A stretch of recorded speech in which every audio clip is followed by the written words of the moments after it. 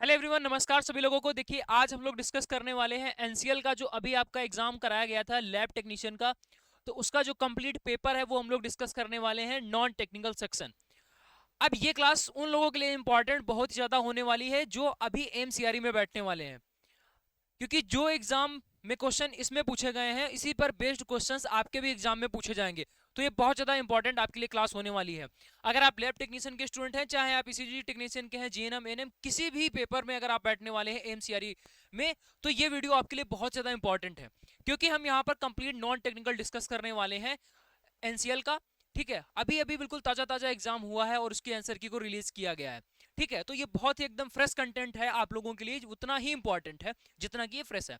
देखिए, एनसीएल में आपका 30 क्वेश्चन जो है वो 30 क्वेश्चन जो है वो नॉन टेक्निकल के पूछे गए हैं।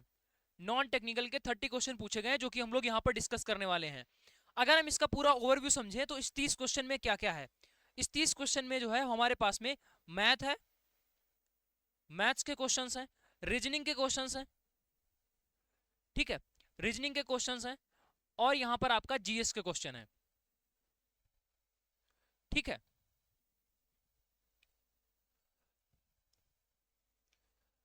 जीएस के क्वेश्चंस। तो ये तीन तरीके के मतलब तीन सब्जेक्ट यहां पर आपसे पूछे गए हैं। सबसे ज्यादा जो वेटेज है वो आपका मैथ्स का है और रीजनिंग का है। ठीक है, सीक्वेंस हमने सारी चीजें यहां पर लिख दी है। ठीक है, सबसे ज्यादा मैथ का वेटेज है, उसके उसके बाद में रीजनिंग का, और फिर उसके बाद में अगर हम लोग बात करते हैं तो यहाँ पर जीएस का। ठीक है, तो जीएस में सिर्फ और सिर्फ आपके 5 क्वेश्चन पूछे गए हैं। 30 में से 5 क्वेश्चन जो है वो जीएस के पूछे गए हैं। मैथ और रीजनिंग की बात कर लेते हैं तो टोटल यहाँ पर 30 क्वेश्चन पूछे गए हैं, उसमें मैथ की मेजोरिटी ज्यादा है। तो ये समझ में आ गया कि मैथ आपके लिए इंपॉर्टेंट रहने वाला है। एक क्लास इसके बाद में हम मैथ्स की लगाएंगे जिसमें हम सिर्फ जो है सारे के सारे कॉन्सेप्ट सीखेंगे और सारे के सारे फार्मूले सीखेंगे, क्योंकि जहां तक हमने पेपर को एनालिसिस किया है उस पर इस पेपर में आपको सिर्फ फार्मूला बेस्ड क्वेश्चन ज्यादा देखने को मिले हैं। और अगर बात करते हैं यहाँ पर टफ क्वेश्चंस की, तो सिर्फ और सिर्फ 2 से 3 क्वेश्चन यहाँ पर टफ देखने को मिले हैं। टफ का मतलब ये हुआ कि जिनके लिए आपको थोड़ा सा टाइम देकर कॉन्सेप्ट सीखने पड़ेंगे। 2 से 3 क्वेश्चन जो है वो हार्ड कैटेगरी में आ रहे हैं। यानी बाकी के जितने भी क्वेश्चंस हैं, यानी 25 क्वेश्चंस में से 20 से 22 क्वेश्चन आसानी से आप कर सकते हो। 20 से 22 क्वेश्चन आप इजिली कर लोगे। लेकिन हाँ, उसके लिए आपको कॉन्सेप्ट पता होने चाहिए, बेसिक कॉन्सेप्ट, और दूसरी चीज फार्मूला पता होने चाहिए। तो इस सब को ध्यान में रखते हुए हम यहाँ पर आपके लिए एक बार जो कंप्लीट कॉन्सेप्ट और कंप्लीट फार्मूले की जो एक मैराथन है उसको लगाएंगे। ठीक है, ताकि मैथ का कोई भी क्वेश्चन आपसे ना बचे। नमस्कार दोस्तों, मेरा नाम है विशाल भाई पटेल। स्वागत है आप सभी का आपके अपने परिवार मनीष भाई पटेल पर। तो अब हम लोग क्लास की स्टार्ट करते हैं। यहाँ पर ये कंप्लीट ओवरव्यू आपके लिए हो गया। फटाफट से वीडियो को लाइक कर दीजिएगा और अपने यार दोस्तों में इसको जरूर से शेयर कर दीजिएगा। क्लास स्टार्ट करने से पहले, जो कि हम सारे के सारे 30 क्वेश्चंस डिस्कस करने वाले हैं, स्टार्ट करने से पहले आपको बता दें कि अगर आप नॉन टेक्निकल पढ़ना चाहते हो किसी भी पैरामेडिकल एग्जाम के लिए, तो ये बैच आपके लिए बेस्ट है, बेस्ट है, बेस्ट है। इससे ऊपर कुछ भी नहीं है, क्योंकि हम यहाँ पर आपको जीएस, कंप्यूटर, मैथ और रीजनिंग सब कुछ कवर करवाने वाले हैं। कंप्लीट आपको वीडियो लेक्चर प्रोवाइड किया जाएगा। इसके साथ साथ में आपको क्लास नोट प्रोवाइड किए जाएंगे, डेली आपकी प्रैक्टिस होगी, और उसके साथ साथ में आपको रिवीजन करने के लिए कंटेंट दिया जाएगा। ये सब कुछ आपको 15 यानी 15 महीनों की वैलिडिटी के साथ में प्रोवाइड किया जाएगा, और सिर्फ इस प्राइस पर। तो ये जो है लिमिटेड ऑफर है, अभी इसका लाभ उठा लीजिएगा। और जैसे ही कोई भी आपका एग्जाम आता है उसमें आप बहुत अच्छा परफॉर्म करोगे। एक बार इसको जरूर से चेकआउट करना है। और ये मिलेगा कहां पर बैच? आपको प्ले स्टोर पे जाना है, एजुकेशन मसाला एप्लीकेशन को डाउनलोड करना है। एजुकेशन मसाला एप्लीकेशन को डाउनलोड करना है। ठीक है, जहां से आपको ये हमारा बैच मिल जाएगा। कोई भी आपको डाउट होता है तो इस नंबर पर कॉल कर लीजिएगा। अगर आप लैब टेक्नीशियन के स्टूडेंट हो तो भाई सबसे बेस्ट बैच आपको बता रहे हैं, ये सिलेक्शन बैच है हमारा, जिसमें कि आपको टेक्निकल, नॉन टेक्निकल और टेस्ट सीरीज सब कुछ मिल जाएगा। तो ये आपके लिए बेस्ट है, फटाफट से इसमें जुड़ जाइए। वैलिडिटी यहाँ पर भी आपको 15 महीने की मिल जाएगी। ठीक है, अब हम लोग क्लास को स्टार्ट करते हैं। नंबर आपके पास में दे ही दिया गया, इस नंबर पर आपको सारी जानकारी मिल जाएगी। चलिए पहले क्वेश्चन पर आते हैं, और पहला क्वेश्चन देखिए यहाँ पर क्या दे रखा है। पहला क्वेश्चन दे रखा है कि 500 मूल्य की एक शर्ट है, दुकानदार उस पर 10% की छूट देता है, तो शर्ट का विक्रय मूल्य बताइए। हम आपको यहाँ पर ज्यादा फार्मूले के बीच में नहीं फंसाएंगे, लेकिन हाँ जो क्वेश्चन फार्मूला पर होगा उसमें तो फार्मूला लगेगा ही लगेगा। लेकिन सीधा आप ऐसे समझो, बिना फार्मूला के हम इसको करने की कोशिश करते हैं, बस कॉमन सेंस का यूज करो। अगर कोई शर्ट 500 रुपए की है, जैसे शर्ट है, इस पर 500 रुपया पड़ा हुआ है, शर्ट पर 500 रुपया पड़ा हुआ है, तो जो इस पर प्राइस पड़ा हुआ है, कभी भी ऐसा नहीं होता है कि भाई जितना प्राइस पड़ा है बस उतना ही आपको मिला। मॉल में भी आप जाओगे तभी आपको कुछ ना कुछ डिस्काउंट जरूर ही देखने को मिल जाता है, या फिर आप बार्गेनिंग करते हो। ठीक है, तो देखो आप यहाँ पर 10% की छूट ले रहे हो। जब भी छूट आता है तो इसका मतलब है कि आप रुपये को कम कर रहे हो, और हमेशा किसी भी प्रोडक्ट की जो वैल्यू होती है वो 100% होती है। हमेशा किसी भी प्रोडक्ट की फुल वैल्यू कितनी होती है? 100%। आप 10% की छूट ले रहे हो, 10% की छूट ले रहे हो, तो इसका मतलब है कि आप उसमें 10% कमी कर रहे हो, यानी माइनस कर देना है आपको। भाई छूट का मतलब क्या होता है? छूट का मतलब माइनस होता है। तो हम 100 में से 10% घटा देंगे, यानी हमारे पास 90% बच जाएगा। 90% हमारे पास में बच जाएगा। अब हमें पकड़ना है कि शर्ट का मूल्य कितना था। अब हमें क्या पकड़ना है? शर्ट का क्या मूल्य था? तो आपने कहा 500 रुपया था, तो हम सीधा 500 लिखेंगे और इसी 500 का 90% निकाल देंगे, और यही आपके पास आंसर बन जाएगा। 500 का 90% निकाल देंगे और यही आपके पास में आंसर होगा। देखो, जब भी परसेंटेज हमें निकालना होता है तो परसेंटेज को हटा देते हैं। देखो ये परसेंटेज है तो ये हट जाएगा, और बटे में 100 लिख देंगे। परसेंटेज जैसे हटेगा बटे में 100 चिपका दीजिए। अब देखो 0 से 0, 0 से 0, 9 पचे 45, यानी 450 रुपया आ गया आंसर। 450 रुपया आंसर करेक्ट हो गया।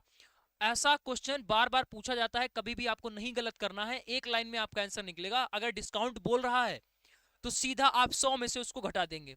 अगर यहां पर बोलता कि 20% डिस्काउंट है तो 100 में से 20 घटा देते, यानी 80 बचता। अब उसके बाद शर्ट का जो भी मूल्य था उसका 80% हम निकाल देते, आंसर बन जाता। एक कॉन्सेप्ट क्लियर हुआ। हर एक क्वेश्चन से आपका एक एक कॉन्सेप्ट क्लियर होने वाला है। आपके लिए बहुत ज्यादा इंपॉर्टेंट है अगर आप एमसीआरई या किसी भी एग्जाम में बैठने वाले हो। ठीक है, चलिए क्वेश्चन नंबर 2 पर आते हैं। क्वेश्चन नंबर 2 क्या दे रखा था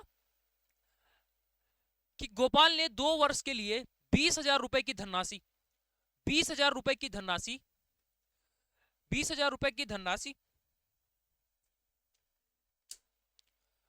को एक निश्चित ब्याज की दर से उधार लिया। यदि अवधि के अंत में उसने 5,000 रुपए का भुगतान किया, 20,000 रुपए की उसने धनराशि ली है, 5,000 रुपया उसको एक्स्ट्रा देना पड़ रहा है एज ए ब्याज। ठीक है, तो आपको बताना है कि प्रतिवर्ष ब्याज की दर x% है, तो उसका मान क्या होगा। यानी कि एक बंदा है जो 20,000 रुपए उधार लेता है, 20,000 रुपए उधार लेता है। हमें यहाँ पर रेट नहीं पता है, हमें दर नहीं पता है, लेकिन इतना पता है कि हमने उसको कितना ब्याज दिया। यानी कि सिर्फ ब्याज का एक ही फार्मूला हमारे पास में है। ब्याज का एक ही फार्मूला है एसआई का, यानी सिंपल इंटरेस्ट का एक ही फार्मूला है PRT/100। यानी कि हिंदी वाले स्टूडेंट समझ लो, जो ब्याज का फार्मूला है वो एक ही हमारे पास में है, ब्याज बराबर मूलधन गुणा दर गुणा समय और पूरे के बटे 100। ये हमारे पास में फार्मूला है। अब बात को समझो, मूलधन का मतलब ये होता है कितना आप उधार ले रहे हो, कितनी आपको जरूरत है। ठीक है, बैंक में जब आप जाते हो पैसे उधार लेने के लिए, लोन लेने के लिए जाते हो, तो आप कितना लोन ले रहे हो, दैट इज कॉल्ड मूलधन, दैट इज कॉल्ड प्रिंसिपल। तो यहां पर मूलधन जो है वो आपके पास में कितना हो जाएगा? 20,000। 20,000 लिख देंगे इनटू दर हमें पता है क्या, तो आप कहोगे दर क्वेश्चन में एक्स दे रखी है, प्रतिशत नहीं लगाना है, प्रतिशत नहीं लगाना है, इस फार्मूले में प्रतिशत नहीं लगेगा, सिर्फ एक्स उठा लेना है। कितना? एक्स इनटू समय यहां पर कितना दे रखा है, यदि अवधि के अंत में, कितने सालों के लिए भाई? 2 सालों के लिए। कितना टाइम है? 2 साल। दो, जब भी समय की बात होती है हमेशा यहां पर समय वर्षों में रखा जाता है। कभी कभी क्वेश्चन फंसाने के लिए यहां पर आपको दे देगा 11 महीने, 12 महीने। ठीक है, तो उसको हम 12 से भाग करके वर्ष में बना लेंगे। सपोज इस क्वेश्चन में दे रखा होता कि 15 महीनों के लिए उधार लेता है, तो हम यहां पर क्या करते, हम यहां 15 नहीं लिखते, हम लिखते 15/12। क्या लिखते? 15/12, क्योंकि हमें जो डेटा चाहिए वो ईयर में चाहिए। 15 महीनों को 15/12 ईयर लिखा जा सकता है। 15 महीनों को क्या लिखा जा सकता है? 15/12 साल लिखा जा सकता है। तो यहां पर मैं 15/12 लिखना होता अगर बात महीने की होती। समझ में आ गया? चलो अब देखो बटे में क्या हो जाएगा, बटे में 100 हो गया। अच्छा, इसके साथ साथ में बराबर दे रखा है, और ये किसके बराबर है? ब्याज के बराबर है। क्वेश्चन में ब्याज भी दे रखा है 5,000, तो हम यहाँ पर 5,000 लिख देंगे। केवल एक ही फार्मूला है, बस उसमें वैल्यू पुट करना था, एक ही फार्मूला है, वैल्यू पुट करना था। जैसा कि हमने बताया कि 21 से 22 क्वेश्चन आसानी से किए जा सकते हैं अगर एक बार आप अच्छी तरीके से समझ लेते हो तो। ठीक है, अब थोड़ा सा अगर आप हमें टाइम दे दोगे, अगर बैच में आ जाओगे, तो फिर हम आपके 30 में 30 क्वेश्चन करवा देंगे, गारंटी है भाई। अगर आप थोड़ा सा मेहनत करते हो, जितना हम यहाँ पर कर रहे हैं आप लोगों के लिए फ्री ऑफ कॉस्ट, उतनी अगर आप खुद से खुद के लिए मेहनत कर दीजिए तो आपके 30 में 30 आ जाएंगे, कोई बड़ी बात नहीं है। देखो अब यहाँ पर क्या हुआ कि हम क्रॉस मल्टीप्लाई करवा सकते हैं, उससे पहले हम कट कर लें, जो भी यहाँ पर कट रहा होगा, जो भी यहाँ पर कट रहा होगा उसको कैंसिल आउट कर लेते हैं। डबल जीरो से डबल जीरो आपका कैंसिल हो गया। ठीक है, अब ऊपर नीचे इधर कैंसिल हो गया, ऊपर ऊपर का भी कट जाता है, नीचे नीचे का भी कट जाता है, यानी इधर के दो जीरो जो है इसके दो जीरो के साथ में कट जाएगा। देखो ऊपर नीचे तो कट ही गया, इसके साथ साथ में अगर बराबर के एक साइड संख्या इधर है, बराबर के इधर है, तो वो भी आपका कट जाता है। ठीक है, अब इधर मल्टीप्लाई करवा दो पूरा, 2 गुणा x गुणा 2 यानी कितना हो जाएगा 4x बराबर, इधर कितना हो गया 50, तो 4x बराबर 50। ठीक है, तो हम बोल सकते हैं x बराबर कितना 50/4, 50/4 यानी बोल सकते हैं 25/2। भाई फर्दर इसको 2 से कट कर देंगे, 25/2, और 25/2 को ही क्या लिखेंगे 12.5, तो 12.5 x की वैल्यू आ जाएगी। x की वैल्यू कितनी हो गई 12.5, यानी रेट हमारे पास में कितना निकल कर आ गया 12.5। बी वाला जो ऑप्शन है वो करेक्ट है। भाई एक लाइन का क्वेश्चन था, लेकिन हमें यहाँ क्वेश्चन सॉल्व नहीं कराने हैं, अगर हमें सॉल्व करना होता तो ये अब तक पूरा पेपर सॉल्व हो गया होता। भाई आसान आसान से प्रश्न है। ठीक है, तो आप इसको देखकर मत कंफ्यूज होइएगा, हमने एक बार हिंदी में लिखा फिर इंग्लिश में लिखा और ऐसे आपको समझा रहे हैं ताकि कहीं पर आपका क्वेश्चन नहीं गलत हो। एक एक क्वेश्चन बहुत आपके लिए इंपॉर्टेंट है। चलिए आगे आते हैं, ये आपका रीजनिंग का प्रश्न दे रखा है। देखने में आपको बहुत ही भयंकर क्वेश्चन लग रहा होगा कि भाई इतना बड़ा क्वेश्चन है, लेकिन जितना बड़ा क्वेश्चन होता है यकीन मानो उतना ही आसान प्रश्न होता है। जितना बड़ा है इसका मतलब है कि वो आसान ही प्रश्न होगा। जैसा कि इस क्वेश्चन में देखो, एक बार क्वेश्चन को देखिए आपको समझ में आ जाएगा।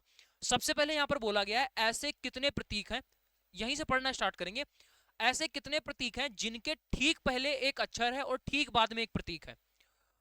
मतलब हमें सिर्फ इतने पर फोकस करना है, ऊपर तो सब इंफॉर्मेशन दे रखी है, हमें सिर्फ इतनी बात पर फोकस करना है। ऊपर सिर्फ इंफॉर्मेशन दे रखी है, उसके अलावा कुछ नहीं दे रखा, हमें सिर्फ इतनी बात पर ही फोकस करना है। हमें ढूंढना क्या है, हमें ढूंढना है प्रतीक। ऐसे हमें सिंबल ढूंढने हैं, क्या ढूंढने हैं ऐसे में सिंबल ढूंढने हैं। देखो क्वेश्चन में क्या दे रखा है, how many such a symbol are there each of which is immediately preceded by a letter and also immediately followed by a symbol. यहां पर बोला गया है कि हमें ऐसे सिंबल ढूंढने हैं, ऐसा सिंबल ढूंढ कर लाइए जिसके बाद में बोला गया है immediately preceded by a letter, जो जिसके पहले आपका एक लेटर हो, इसके पहले जो है वो क्या हो एक लेटर हो, और जिसके ठीक बाद में एक सिंबल हो। हमें एक ऐसा सिंबल ढूंढ कर लाना है जिसके बाद में सिंबल हो और जिसके पहले लेटर हो, ये क्वेश्चन में बोला गया है। इस पूरी लाइन में देखो ये एक रो बनी हुई है, डब्ल्यू से लगा करके एल तक यहाँ पर एक रो बनी हुई है। तो इसमें से हमें एक ऐसा पैटर्न ढूंढना है, ऐसे कितने पैटर्न है जहां पर सिंबल भी है, बीच में सिंबल है, सिंबल के पहले लेटर है और सिंबल के बाद में फिर सिंबल है। ऐसा हमें ढूंढना है। ढूंढो भाई कहां कहां पर है। देखो सबसे पहले अगर हम लोग यहाँ पर सिंबल देखें तो क्या सिंबल के बाद में सिंबल है, तो कहा नहीं है। चलो आगे बढ़ते हैं, तो थोड़ा हम यहाँ पर बढ़े। ये देखो ये क्या लिखा हुआ है, ये आपका लिखा हुआ है एक सिंबल है, ये एक सिंबल है, इस सिंबल के बाद में एक सिंबल है और इस सिंबल से पहले लेटर है। यही तो हमारी रिक्वायर्ड है, यही तो कंडीशन हमसे पूछी गई है। हमें बताइए कि ऐसे कितने सिंबल हैं जिनके ठीक पहले एक अक्षर है और ठीक बाद में एक प्रतीक है। तो ये पहला फंस गया। देखो ये पहला, ये एक ऐसा सिंबल है जिसके बाद में सिंबल है और जिसके पहले लेटर है, एक बन गया। चलो आगे भी ढूंढते हैं। यहां पर देखो ये सिंबल है लेकिन सिंबल के बाद में सिंबल नहीं है। यहां पर ये देखो एक सिंबल है, सिंबल के बाद में भी सिंबल है और सिंबल के पहले एक क्या है लेटर है। यही तो कंडीशन थी हमारी कि सिंबल के बाद में सिंबल होना चाहिए और सिंबल के पहले लेटर होना चाहिए। देखो यहां पर इस पर आते हैं, इस पर आते हैं। देखो सिंबल के बाद में एक सिंबल है और सिंबल के पहले एक लेटर है, यही तो हमारी कंडीशन थी। क्या इसके अलावा और कहीं पर आपको ये कंडीशन दिख रही है कि सिंबल के पहले सिंबल हो जाए, सॉरी सिंबल के पहले लेटर हो जाए और सिंबल के बाद में सिंबल हो जाए? सिर्फ तीन ही कंडीशन हमको दिख रही है, तीन ही यहाँ पर कंडीशन दिख रही है और यही हमसे पूछा गया था। 3 इसका जो है राइट आंसर हो जाएगा। ऐसी कितनी कंडीशंस बन रही है? 3, और 3 ही इसका राइट आंसर हो गया। मजा आ गई। मतलब इस क्वेश्चन में कुछ करना ही नहीं था, बस इसको पढ़ना था और चीजें काउंट करनी थी, ये भी नहीं आपको लिखना था, काउंट करना था और आपका आंसर बन गया। देखने में आपको इतना बड़ा सा प्रश्न लग सकता था, लेकिन आसान सा था। एक बार फिर से आप इसको देख लीजिए, छपेगा आपके एग्जाम में, आपके एग्जाम में क्वेश्चन छप जाएगा। ठीक है, आगे बात करते हैं। अगला क्वेश्चन दे रखा है, निम्नलिखित में से भारत में कौन मानव पूंजी का निर्माण का उदाहरण कौन सा है? भारत में मानव पूंजी निर्माण का उदाहरण कौन सा है? Which is the following example of the human capital formation in India? सबसे पहला ऑप्शन दे रखा है promotion of the industrial growth through the make in India initiative. अगला क्वेश्चन दे रखा है Sarva Shiksha Abhiyan to promote the universal education, development of the smart cities under the smart cities mission. ठीक है, construction of national highways under the Bharatmala Pariyojana. अब आपको यहाँ पर सीधा परियोजना समझ में आ रहा है, ये इसका जो राइट आंसर है भारत पूंजी निर्माण का उदाहरण कौन सा है, तो ये सर्व शिक्षा अभियान। ठीक है, ये कौन सा है आपका? Sarva Shiksha Abhiyan to promote the universal education. ठीक है, तो इसका बी वाला जो ऑप्शन है वो करेक्ट हो जाएगा। चलिए नेक्स्ट प्रश्न पर आते हैं। अगला जो क्वेश्चन आपका दे रखा है वो बोर्ड मास से रिलेटेड है। बोर्ड मास का बड़ा क्वेश्चन है, लेकिन एक आसान सा प्रश्न इसको बोल सकते हो। सबसे पहले बोर्ड मास को आप समझ लीजिए, सबसे पहले बोर्ड मास को आप समझ लीजिए। बोर्ड मास में एक बोर्ड मास का जो रूल है वो क्या बोलता है? बोर्ड मास का रूल ये बोलता है कि सबसे पहले आपको क्या करना है, भाग करना है, जोड़ना है, घटाना है। ठीक है, तो यहां पर बोर्ड मास में सबसे पहले क्या है, ये ब्रैकेट आता है, यानी कि आपको सबसे पहले ब्रैकेट को सॉल्व करने हैं। छोटा ब्रैकेट हो गया, मंझला ब्रैकेट हो गया और आपका ये बड़ा ब्रैकेट हो गया, इसको सॉल्व करना है। ऑफ का जो मतलब होता है वो होता है, ऑफ का मतलब होता है ओ मतलब ऑफ, ऑफ यानी कि गुणा करनी है। ठीक है, ऑफ मतलब गुणा करनी है। अगर ऑफ वाली दे मतलब ऑफ अगर क्वेश्चन में दे रखा है तो उसको पहले सॉल्व करना है। अगर नॉर्मली गुणा दे रखा है तो यहाँ पर गुणा नहीं आएगा, गुणा का नंबर आगे आएगा। अब उसके बाद में ये डी है, डी का मतलब हो जाएगा डिवीजन यानी कि भाग। ठीक है, फिर भाग को सॉल्व करना है। फिर उसके बाद में नंबर आता है किसका? मल्टीप्लाई यानी गुणा का। ठीक है, अब उसके बाद में जोड़ना है, फिर उसके बाद में क्या करना है, घटाना है। ठीक है, तो ये एक पूरा प्रोसेस है। कहने का मतलब है जो आपके पास क्वेश्चन हमेशा बनेगा वो हमेशा ये बनेगा कि कभी भी अगर गुणा आती है तो गुणा से पहले आपको क्या करना पड़ेगा, पहले भाग करना पड़ेगा। ठीक है, ये बात आपको ध्यान रखनी है, हमेशा पहले भाग होता है, उसके बाद में जो है आपको गुणा करनी होगी। ठीक है, तो यहाँ पर ऐसा नहीं है कि क्वेश्चन में आपका कुछ भी दे रखा है और स्टार्टिंग से आपने शुरुआत कर दी और सॉल्व करते चले गए, गलत हो जाएगा। एक नियम है, एक रूल है, उसके हिसाब से आपको चलना है। एक एग्जाम्पल देते हैं आपको, तब चीजें चीजें जो है वो क्लियर हो जाएंगी। ठीक है, जैसे आपका दे रखा है 12 गुणा 3 भाग 5। ठीक है, चलो मान लेते हैं 12 3 भाग 4 कर लेते हैं इसको। ठीक है, तो इसमें आपको ऐसा थोड़ी करना है, अगर आप पहले गुणा कर रहे हो मतलब सॉल्व करना स्टार्ट कर रहे हो तो 12 3 36 कर देंगे और भाग 4 कर रहे हो और ये आपका कितना हो गया 9। ठीक है, अगर आप इसको ऐसे कर रहे हो तो इसका मतलब है कि ये पूरा आपका गलत है, ऐसे नहीं सॉल्व होगा। तो कैसे होगा, देखिए अगर आपका दे रखा है 12 गुणा 3 भाग 4, तो हमने बताया कि भाई बोर्ड मास का एक रूल है, बोर्ड मास का रूल ये बेसिकली क्या बताता है, सीक्वेंस बताता है कि किस हिसाब से आपको कौन सा ऑपरेशन लगाना है। तो हमेशा गुणा से पहले आपको भाग करना होगा, यानी पहले भाग वाले स्टेप को सॉल्व करना पड़ेगा। तो जैसे आप इसको सॉल्व करोगे तो ये 3/4 हो जाएगा और आगे आपका क्या दे रखा है 12 गुणा। अब हम यहाँ पे देखो 3/4 को हम पॉइंट में भी लिख सकते हैं, लेकिन हम इसको पहले 3/4 कर लेंगे। अब इसको सॉल्व कर देंगे तो ये हमारे पास में 3 3 9 आंसर, ये आपके पास में क्या बनेगा, करेक्ट बनेगा। ठीक है, तो यहाँ पर ये जो है वो आपका करेक्ट होगा। अगर आप इस तरीके से जाओगे, ठीक है, इस तरीके से जाओगे तो आपका क्वेश्चन गलत है, हालांकि आंसर आपका सेम दिख रहा होगा लेकिन ये तरीका गलत है। जरूरी नहीं कि हर बार आपका आंसर सिमिलर हो जाए, जरूरी ये बात नहीं है कि हर बार सिमिलर हो जाए, लेकिन ये आपका गलत है। तरीका जो है वो आपका ये बिल्कुल परफेक्ट है और इसी हिसाब से आपको आगे चलना है। ठीक है, बाई चांस इस क्वेश्चन में आंसर सही दोनों में हो गया, लेकिन ऐसा होता नहीं है। क्लियर? अब इसी बात को आप ध्यान रखोगे और इस क्वेश्चन को हम लोग सॉल्व करते हैं। देखिए बड़ा क्वेश्चन है लेकिन आपको बिल्कुल भी नहीं डरना है, डरना नहीं है बिल्कुल भी, आराम से इसको करेंगे। देखो सबसे पहले क्वेश्चन को सही तरीके से लिखते हैं। ये 17/33 है और ये आपका एक ब्रैकेट में ऐसे लिखा हुआ है भाग, फिर उसके बाद में आपका लिखा है 17/5, 17/5 और ये जो है आपका एक मंझले ब्रैकेट के अंदर इस तरीके से बंद है। चलो फिर आपका भाग लिखा हुआ है और यहाँ पर जो है 5/12 गुणा 24/15, 24/15 प्लस 5/11 ये दे रखा है। ठीक है, आगे जो है आपका प्लस लगा हुआ है, प्लस 5/11 भाग 37/23। ठीक है, और ये आपका दे रखा है ऑफ ऑफ 23/11, 23/11। बहुत ही आराम से, बहुत ही शांतिपूर्वक समझेंगे, अलग अलग स्टेप में इसको सॉल्व करेंगे, टुकड़ों में इसको सॉल्व करेंगे। जहां पर भी आपको ब्रैकेट दिख जाएगा सबसे छोटा वाला, यही तो हमने बताया था कि बोर्ड मास में सबसे छोटा वाला ब्रैकेट को पहले सॉल्व करते हैं। यानी सब कुछ भूल जाओ, सिर्फ इस वाले ब्रैकेट पर फोकस करो, सिर्फ इस ब्रैकेट पर फोकस करो। तो इसको सबसे पहले सॉल्व करना है। इसमें जैसे ही हम इसके अंदर घुसे तो हमें दिखा कि यहाँ पर गुणा और जोड़, तो सबसे पहले हम गुणा करेंगे। तो यहाँ पर आप गुणा करने जाओगे तो ये कट रहा है तो पहले काट लेंगे, उसके बाद में गुणा करेंगे। 5×3 = 15, तो यहाँ पर कितना हो गया 2/3, कितना बन गया 2/3। इधर आपका 5/11 दे रखा है, इन दोनों को जोड़ देंगे। ये देखो ब्रैकेट के अंदर ही है, छोटा ब्रैकेट सबसे पहले सॉल्व होता है भाई। बोर्ड मास में हमने क्या बताया, सबसे पहले जो है बोर्ड मास में सबसे पहले ब्रैकेट सॉल्व होगा और उसमें से भी सबसे छोटा ब्रैकेट सबसे पहले सॉल्व होगा। ठीक है, तो इसको सॉल्व करते हैं। तो यहाँ पर ये कितना हो जाएगा, एलसीएम लेंगे 33 हो जाएगा। ठीक है, ये आपका 22 + 15 कितना बन गया 37/33, कितना बन गया 37/33। यानी इस पूरे ब्रैकेट की जगह पर हम 37/33 लिख सकते हैं क्या, इस पूरे ब्रैकेट की जगह पर हम कितना लिख सकते हैं 37/33, क्या लिख सकते हैं 37/33, ये इस तरीके से। ठीक है, चलो क्या हम इसको हटा दें, बिल्कुल, ये इसको हमने हटा दिया।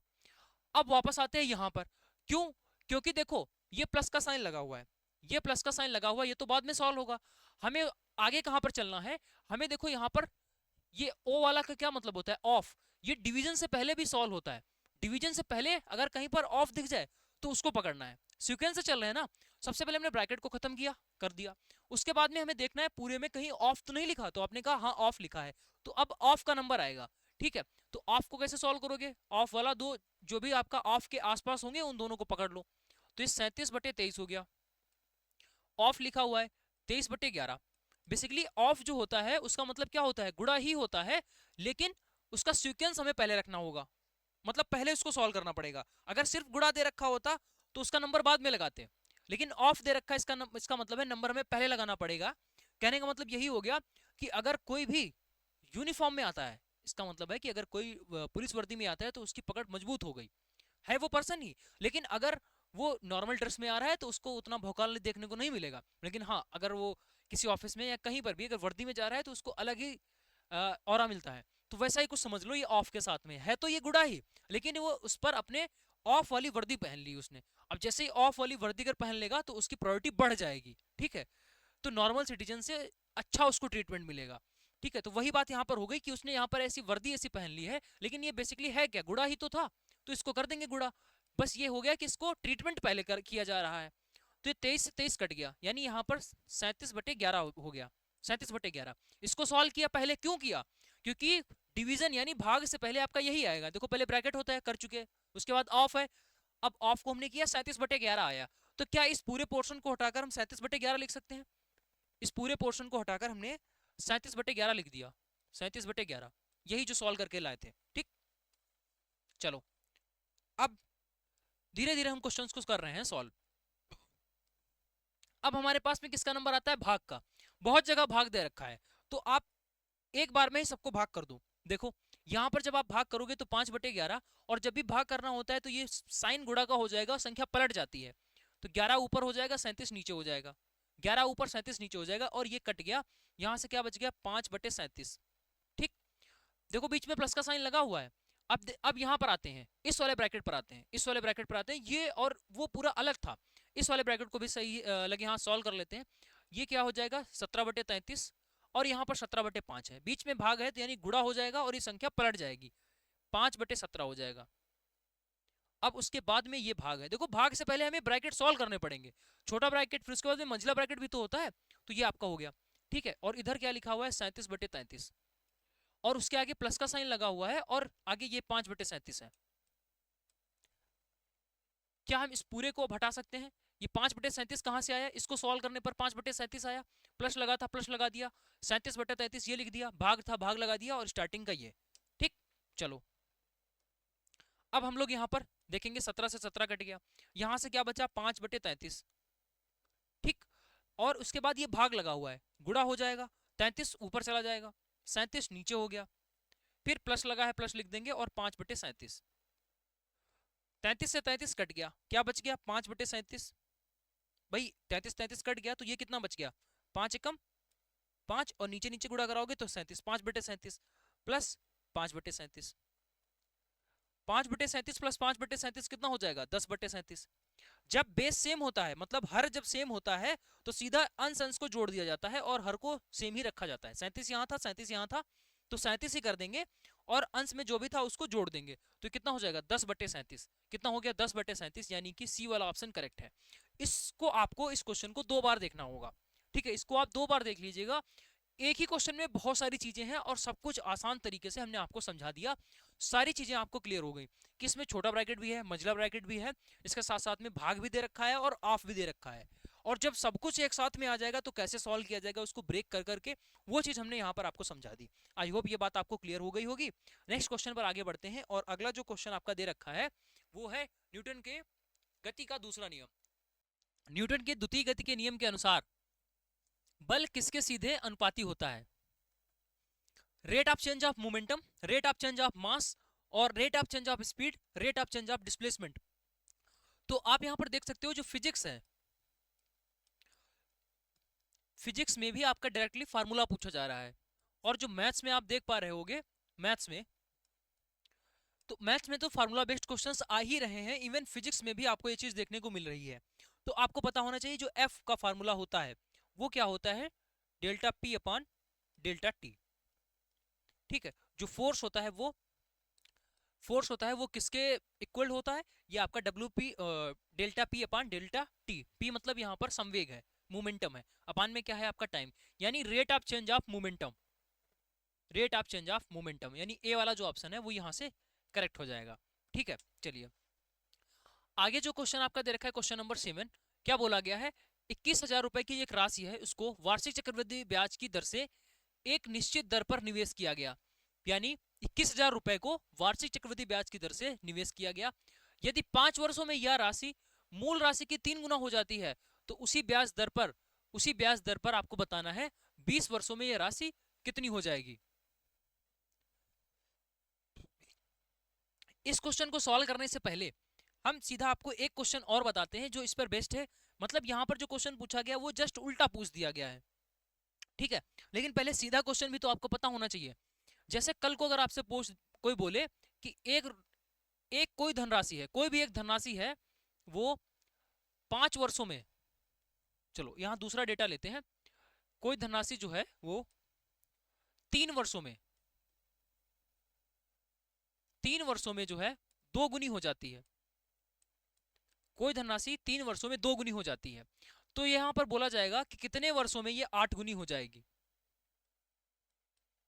कितने वर्षों में 8 गुनी हो जाएगी। क्वेश्चन को पहले समझो, एक बार लैंग्वेज को पकड़ो सबसे पहले, इस क्वेश्चन को सॉल्व करेंगे बाद में, पहले आप जो बेसिक कॉन्सेप्ट होता है वो आप सीख लो, बहुत इंपॉर्टेंट है, हर बार आपको बताते हैं और इस पर क्वेश्चन ना आए ऐसा हो ही नहीं सकता, ठीक है।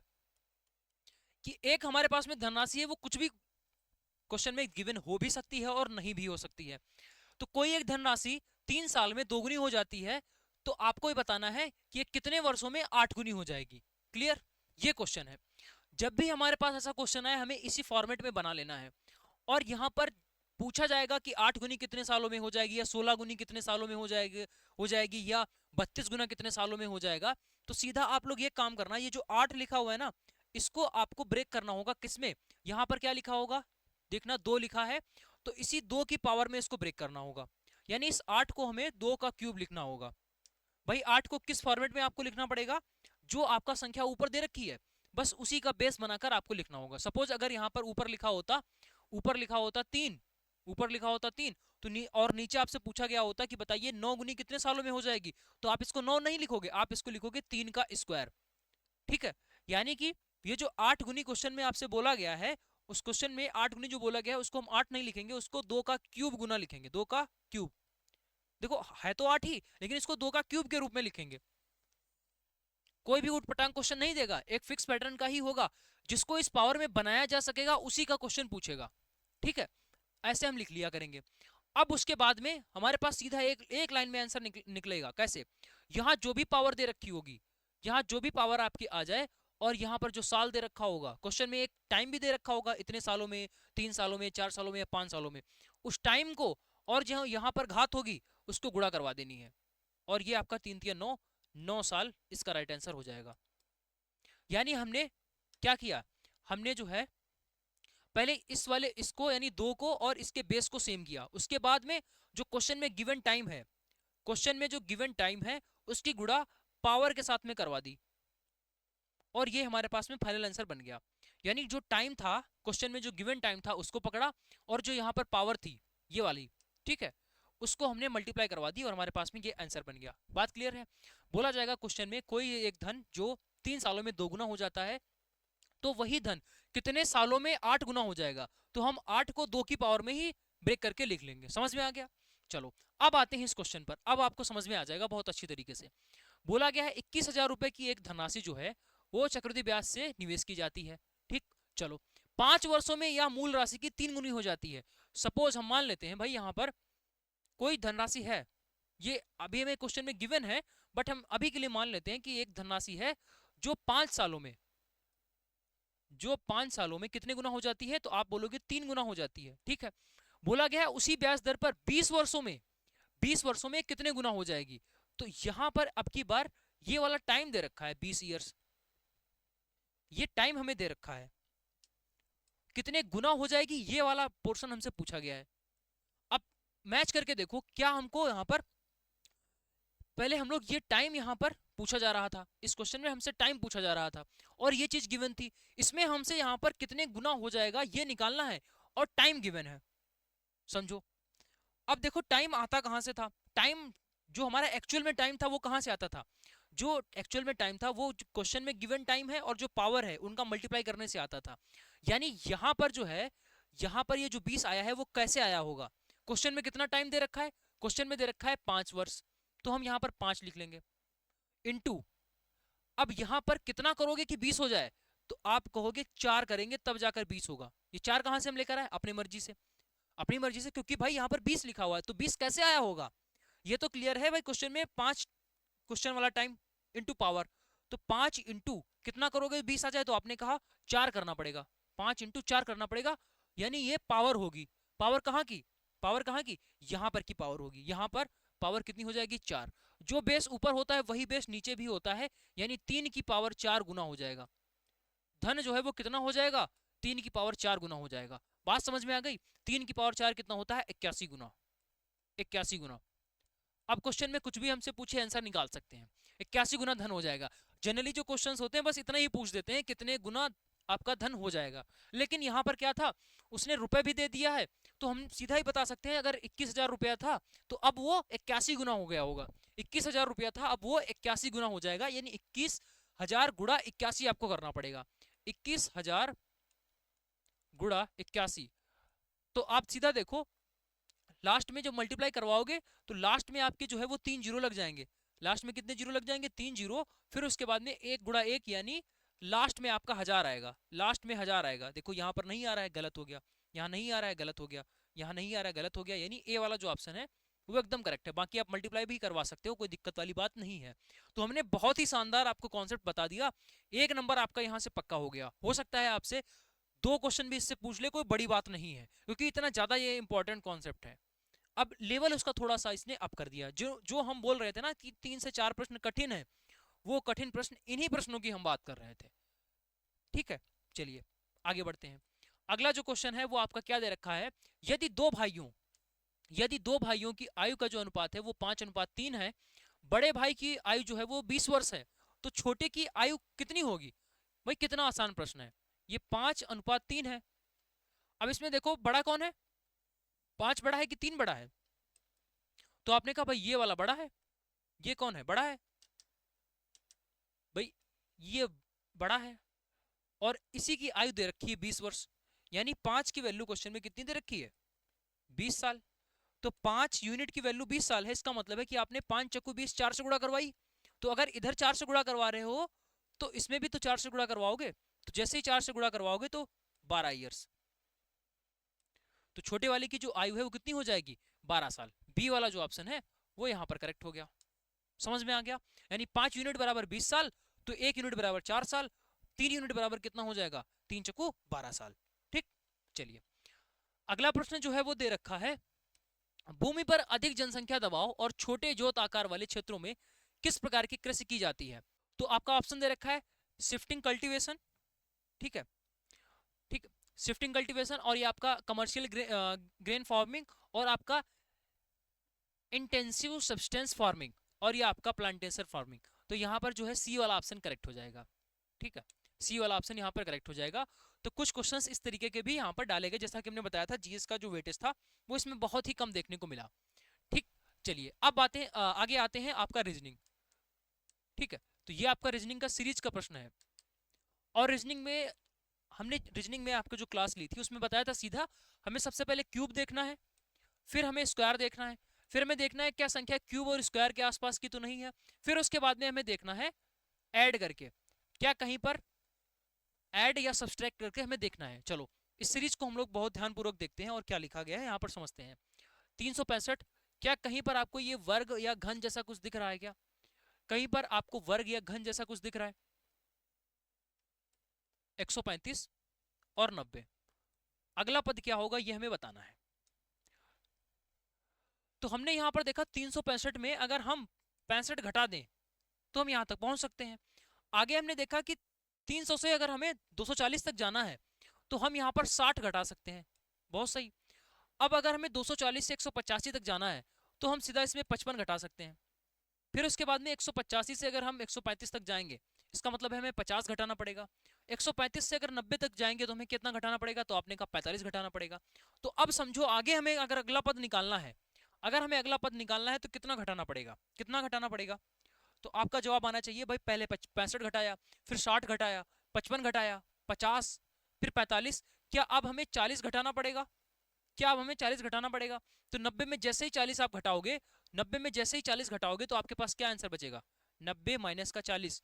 तो अब अगली संख्या जो आपकी बनेगी वो 50 बन जाएगी, 50, यानी कि डी वाला जो ऑप्शन है वो यहाँ पर एकदम करेक्ट हो गया। ठीक है, चलिए अगले प्रश्न पर आते हैं, और अगला क्वेश्चन जो है वो आपका, अगला जो क्वेश्चन है वो करंट से रिलेटेड दे रखा है। रक्षा अनुसंधान विकास यानी डीआरडीओ ने एकीकृत रक्षा स्टाफ आइडियस में तीनों सेनाओं के साथ मिलकर 6 अक्टूबर 2025 को एक नई दिल्ली में आयोजित राष्ट्रीय कार्यशाला में सैन्य संचार में पारस्परिक संचालन सुनिश्चित करने के लिए निम्नलिखित में से कौन सा फ्रेमवर्क जारी किया। ये करंट का आपका क्वेश्चन है, और करंट में तो बहुत सारा बन जाएगा। तो हमने बोला ना कि कुछ क्वेश्चंस ऐसे होते हैं जो आपको छोड़ने ही होते हैं, उसके लिए आप कुछ नहीं कर सकते हो। अब करंट के लिए भाई कुछ भी करंट में कुछ भी पूछ सकता है, क्योंकि सीधा सीधा अगर आप देखोगे तो ये जो आपका 2025 का पूछा गया प्रश्न है, अब एक महीने में इतना ज्यादा करंट हो जा रहा है जिसका कोई रिकॉर्ड नहीं है। हाँ मान सकते हैं आप टॉप 100 क्वेश्चन, टॉप 125 क्वेश्चन पढ़ सकते हो, लेकिन कितना पढ़ोगे, मिलने के चांसेस बहुत ही कम है, क्योंकि भाई 2 क्वेश्चन पूछेगा। तो हम इसमें बोलेंगे कि आप एक तो तुक्का लगा दीजिए या फिर आप स्किप कर दीजिए। ठीक है, अगर आप इसमें तुक्का लगाने का रिस्क रखते हो तो आप इसको लगा दीजिए, नहीं तो आप इसको स्किप कर दीजिए, क्योंकि ये भी एक स्ट्रेटेजी होती है कौन से क्वेश्चंस को हमें टच नहीं करना है। ठीक है, जहां पर सिलेबस बहुत ही ज्यादा है और कितने भी पुराना करंट अफेयर यहाँ पर पूछा जा सकता है, भाई 6 महीने का मिनिमम सभी लोग तैयार करते हैं, और उसमें भी अगर आप देखोगे तो कितना डीप में पूछ रहा है इसकी भाई कोई जानकारी नहीं है, तो कुछ क्वेश्चंस को हमें छोड़ना भी होता है। तो ये वन ऑफ दीज क्वेश्चंस है कि हमें छोड़ना है। ठीक है, तो इसका जो राइट आंसर है वो आपके पास में क्या हो जाएगा, तो Indian radio software architecture standard 1.0, तो बी वाला जो ऑप्शन है वो यहाँ पर करेक्ट हो जाएगा। ठीक है, चलिए आगे जो है हम यहाँ पर अगले प्रश्न पर आते हैं। दे रखा है अंग्रेजी वर्णमाला के क्रम के आधार पर निम्नलिखित 4 अक्षरों के युग्मों में से एक समान तर्क का पालन करते हैं और एक समूह बनाते हैं। वह कौन सा युग्म है जो समूह से संबंधित नहीं है। मतलब यहाँ पर चारों ऑप्शन में आपको बताना है कि हर एक जो आपका ऑप्शन है वो कहीं ना कहीं एक ही पैटर्न पर है। चारों में से 3 जो ऑप्शन है वो एक ही पैटर्न को फॉलो कर रहे हैं, और एक ऑप्शन जो है वो डिफरेंट है। तो इनमें से क्या डिफरेंट है वो हमें बताना है। हमने बोला था कि जब भी आपके पास में अल्फाबेट से रिलेटेड कोई भी क्वेश्चन आए, अल्फाबेट का कोई भी क्वेश्चन आता है, अल्फाबेट का कोई भी क्वेश्चन आए तो सबसे पहला काम हमें क्या करना होगा, नंबरिंग करनी होगी। बिना नंबरिंग के चीजों को आप नहीं कर पाओगे। ठीक है, स्टार्टिंग फेज में तो नहीं कर पाओगे, वैसे धीरे धीरे प्रैक्टिस हो जाती है, कोई दिक्कत वाली बात नहीं है। तो हम सबसे पहले बेसिक काम नंबरिंग कर लेते हैं, उसके बाद चीजें क्लियर हो जाती हैं। देखो H 8 पर है, जी 7 पर है, ई 5 पर है, डी 4 पर है, ई 5 डी 4 बी 2 1 1, ये आपका 11 पर, जे 10 पर, और 7 और ये आपका 8 हो गया। ओ जो है वो 15 पर, पी 16 पर, एम 13 पर, और जो आपका पी है वो 16 पर। अब देखो यहाँ पर हमने क्या बोला, क्वेश्चन में बोल रहा है कि 3 ऑप्शन एक ही पैटर्न को फॉलो कर रहे हैं, और 3 में से एक जो ऑप्शन है, मतलब 3 ऑप्शन तो एक ही पैटर्न को फॉलो कर रहे हैं, और चौथा जो ऑप्शन जो है वो उस पैटर्न को फॉलो नहीं कर रहा है, डिफरेंट है, वही डिफरेंट हमें बताना है। देखो पैटर्न समझो, ये 7 फिर 8 हो गया, 4 5 हो गया, 1 2 हो गया, 4 5 हो गया, 10 11 7 8 15 16 13 और 16। तो आपको क्या समझ में आ रहा है, इसको ध्यानपूर्वक समझो। देखो यहाँ पर पहले 5 लिख रहा है, उसके बाद कम कर दे रहा है, यहाँ पर बी यानी 2 से 1 हो जा रहा है, यहाँ पर 8 से 7 हो जा रहा है, यहाँ पर 13 से 16 हो गया। भाई यहाँ पर 3 बढ़ गया ना, जबकि ऊपर सभी में क्या चल रहा है, 5 से 1 कम किया, 2 से 1 कम किया, मतलब कम हो रहा है। भाई यहाँ पर संख्याएं जो है वो क्या हो रही हैं, कम हो रही हैं। यहाँ पर भी एक जस्ट एक कम हुआ, जस्ट एक कम हुआ, लेकिन यहाँ पर क्या हुआ है, +3 हो गया। इसका मतलब है ये अलग है, ये डिफरेंट है।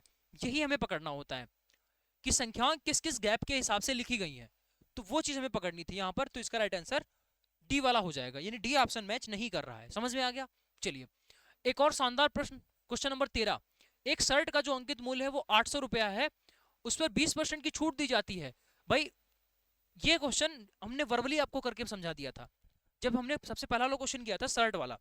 शर्ट वाला जब हमने सबसे पहला क्वेश्चन किया था, देखो जब हम लोग इस क्वेश्चन को डिस्कस कर रहे थे ना, तो हमने वर्बली समझाया था कि 20% अगर छूट दे दे तो आपका कितना हो जाएगा, 20 यहां से घटा देना 80% हो जाएगा। सेम वैसा ही क्वेश्चन आपका सेम ही शिफ्ट में सेम ही पेपर में पूछ दिया गया। अब आप ये बोलो कि अगर हम एक कॉन्सेप्ट अगर हम पढ़ रहे हैं, इसका मतलब है कि जरूरी नहीं कि वो सिर्फ एक ही क्वेश्चन पर अप्लाई हो, दो दो क्वेश्चन उसी पर बेस्ड आ सकते हैं। एग्जाम्पल आपके सामने है कि सेम बिल्कुल डिट्टो सेम है, कुछ भी उसमें परिवर्तन नहीं है, बस केवल ये वहां 600 था यहाँ 800 है, वो 10% था यहाँ 20% है।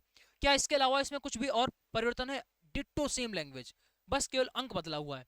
देखो जब भी हमने बोला था कि छूट दे रखी होती है तो 100 में से उतनी छूट घटा दिया करो, तो ये कितना हो जाएगा 80। भाई कितना होता है 100% होता है, और 20% छूट थी तो कितनी बच गई 80%। अब हमने आगे क्या बोला था कि जो भी यहाँ पर इसका अंकित मूल्य होगा, जो भी अंकित मूल्य का मतलब होता है जो शर्ट पर प्रिंटेड है, मार्क प्राइस जिसको बोला जाता है, जिसको एमआरपी आप बोल देते हो कि ये इस प्रोडक्ट की एमआरपी कितनी है, मतलब जो उस पर प्रिंट छपा हुआ है, ठीक है, तो ये 800। अब इसी का आपको 80% निकाल देना है, इसी का 80% निकाल देना है, तो कितना हो जाएगा 800 गुणा 80 बटे 100, परसेंटेज हटता है ना, तो बाबू नीचे जो है 100 आ जाता है।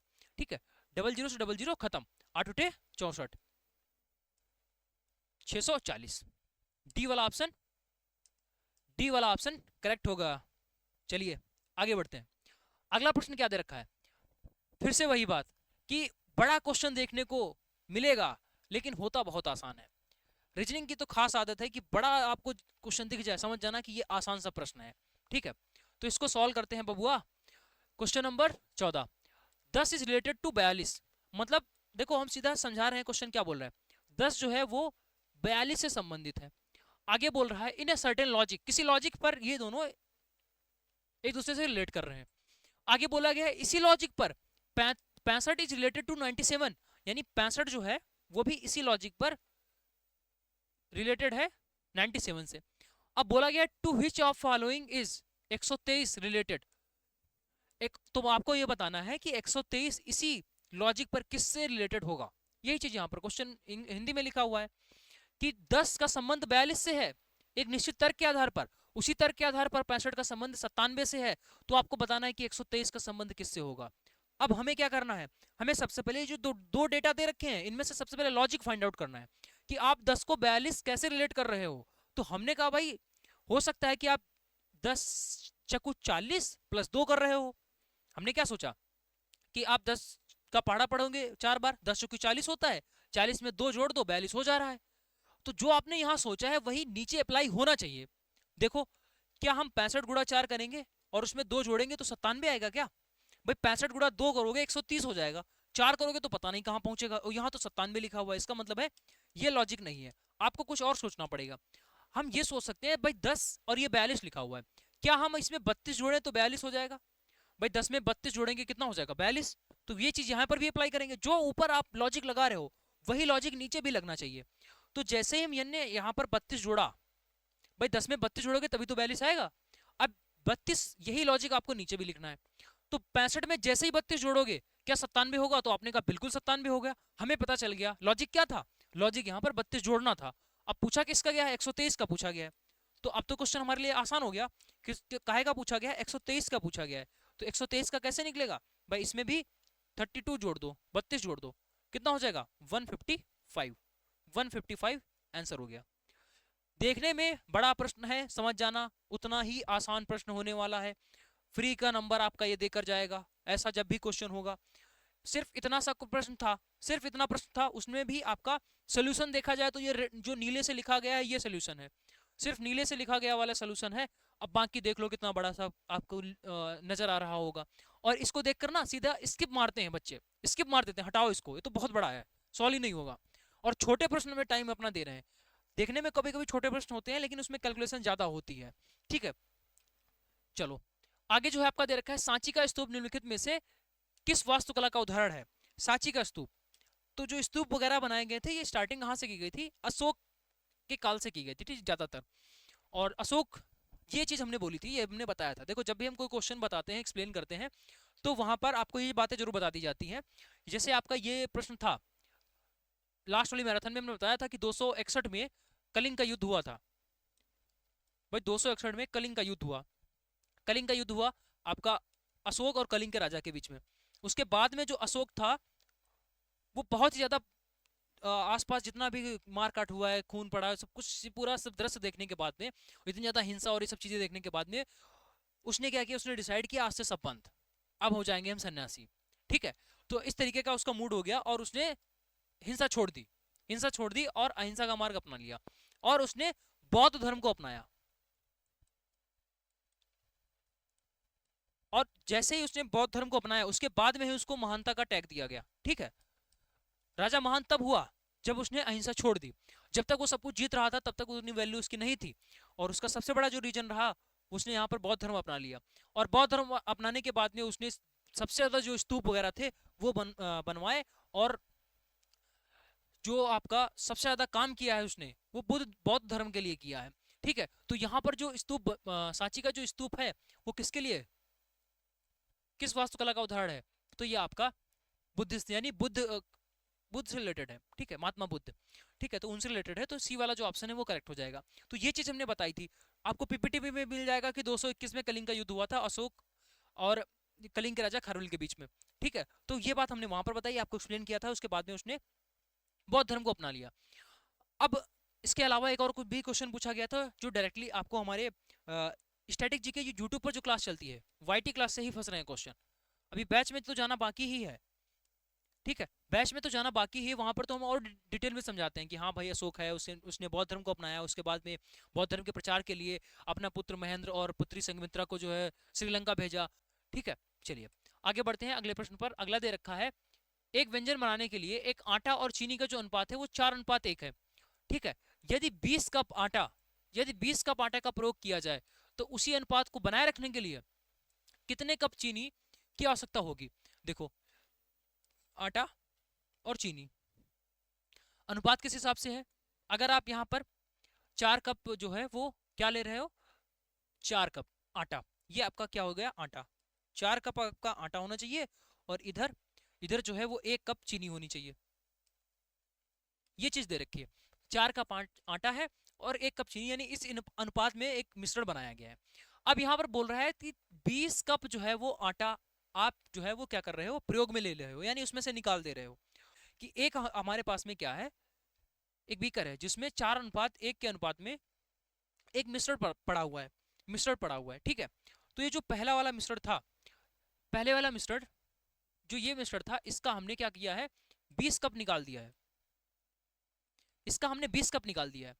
तो आपको इतना ही आपको इधर से भी निकालना पड़ेगा, 20 कप नहीं निकालना पड़ेगा। अगर 4 का आपने 20 कप निकाल दिया है तो इस वाले का कितना निकालोगे, 4 की वैल्यू 20 है तो 1 यूनिट की वैल्यू कितनी हो जाएगी 5, तो 1 यूनिट ही हमसे पूछा गया है यानी 5 कप, तो 5 कप इसका भी निकाल दो, बात बराबर हो जाएगी।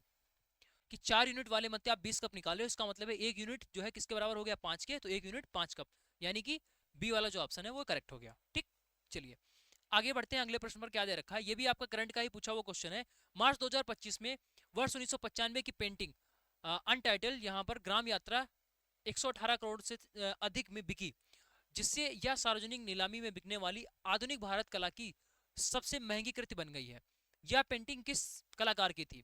तो यहाँ पर अमृता शेरगिल, आपके पास राजा रवि वर्मा और एम.एफ. हुसैन और नंदलाल बोस। तो यहाँ पर आपको कमेंट करके बताना है इसका राइट आंसर क्या होगा। ठीक है, चलो ये आपके लिए, थोड़ी सी रिसर्च करो इस पर, ये क्वेश्चन का आंसर आप लोग इस पर थोड़ी रिसर्च करेंगे, इसको स्क्रीनशॉट लेकर इसको आप गूगल पर डालिए, सर्च करिए और इसका आंसर कमेंट करके हमें बताइएगा। ठीक, चलिए आगे बढ़ते हैं। अगला प्रश्न क्वेश्चन नंबर 18, तो ये भी आपका डायरेक्टली यूट्यूब स्लाइड से पूछा गया है। यूट्यूब की जो हमने स्टैटिक जीके की क्लास ली थी उससे पूछा गया प्रश्न है, जहां पर हमने आर्टिकल के बारे में आपको बताया था। ये आर्टिकल से रिलेटेड क्वेश्चन था, तो इंपॉर्टेंट आर्टिकल हमने आपको करवाए थे, तो वहीं पर आपका ये प्रश्न पूछा गया।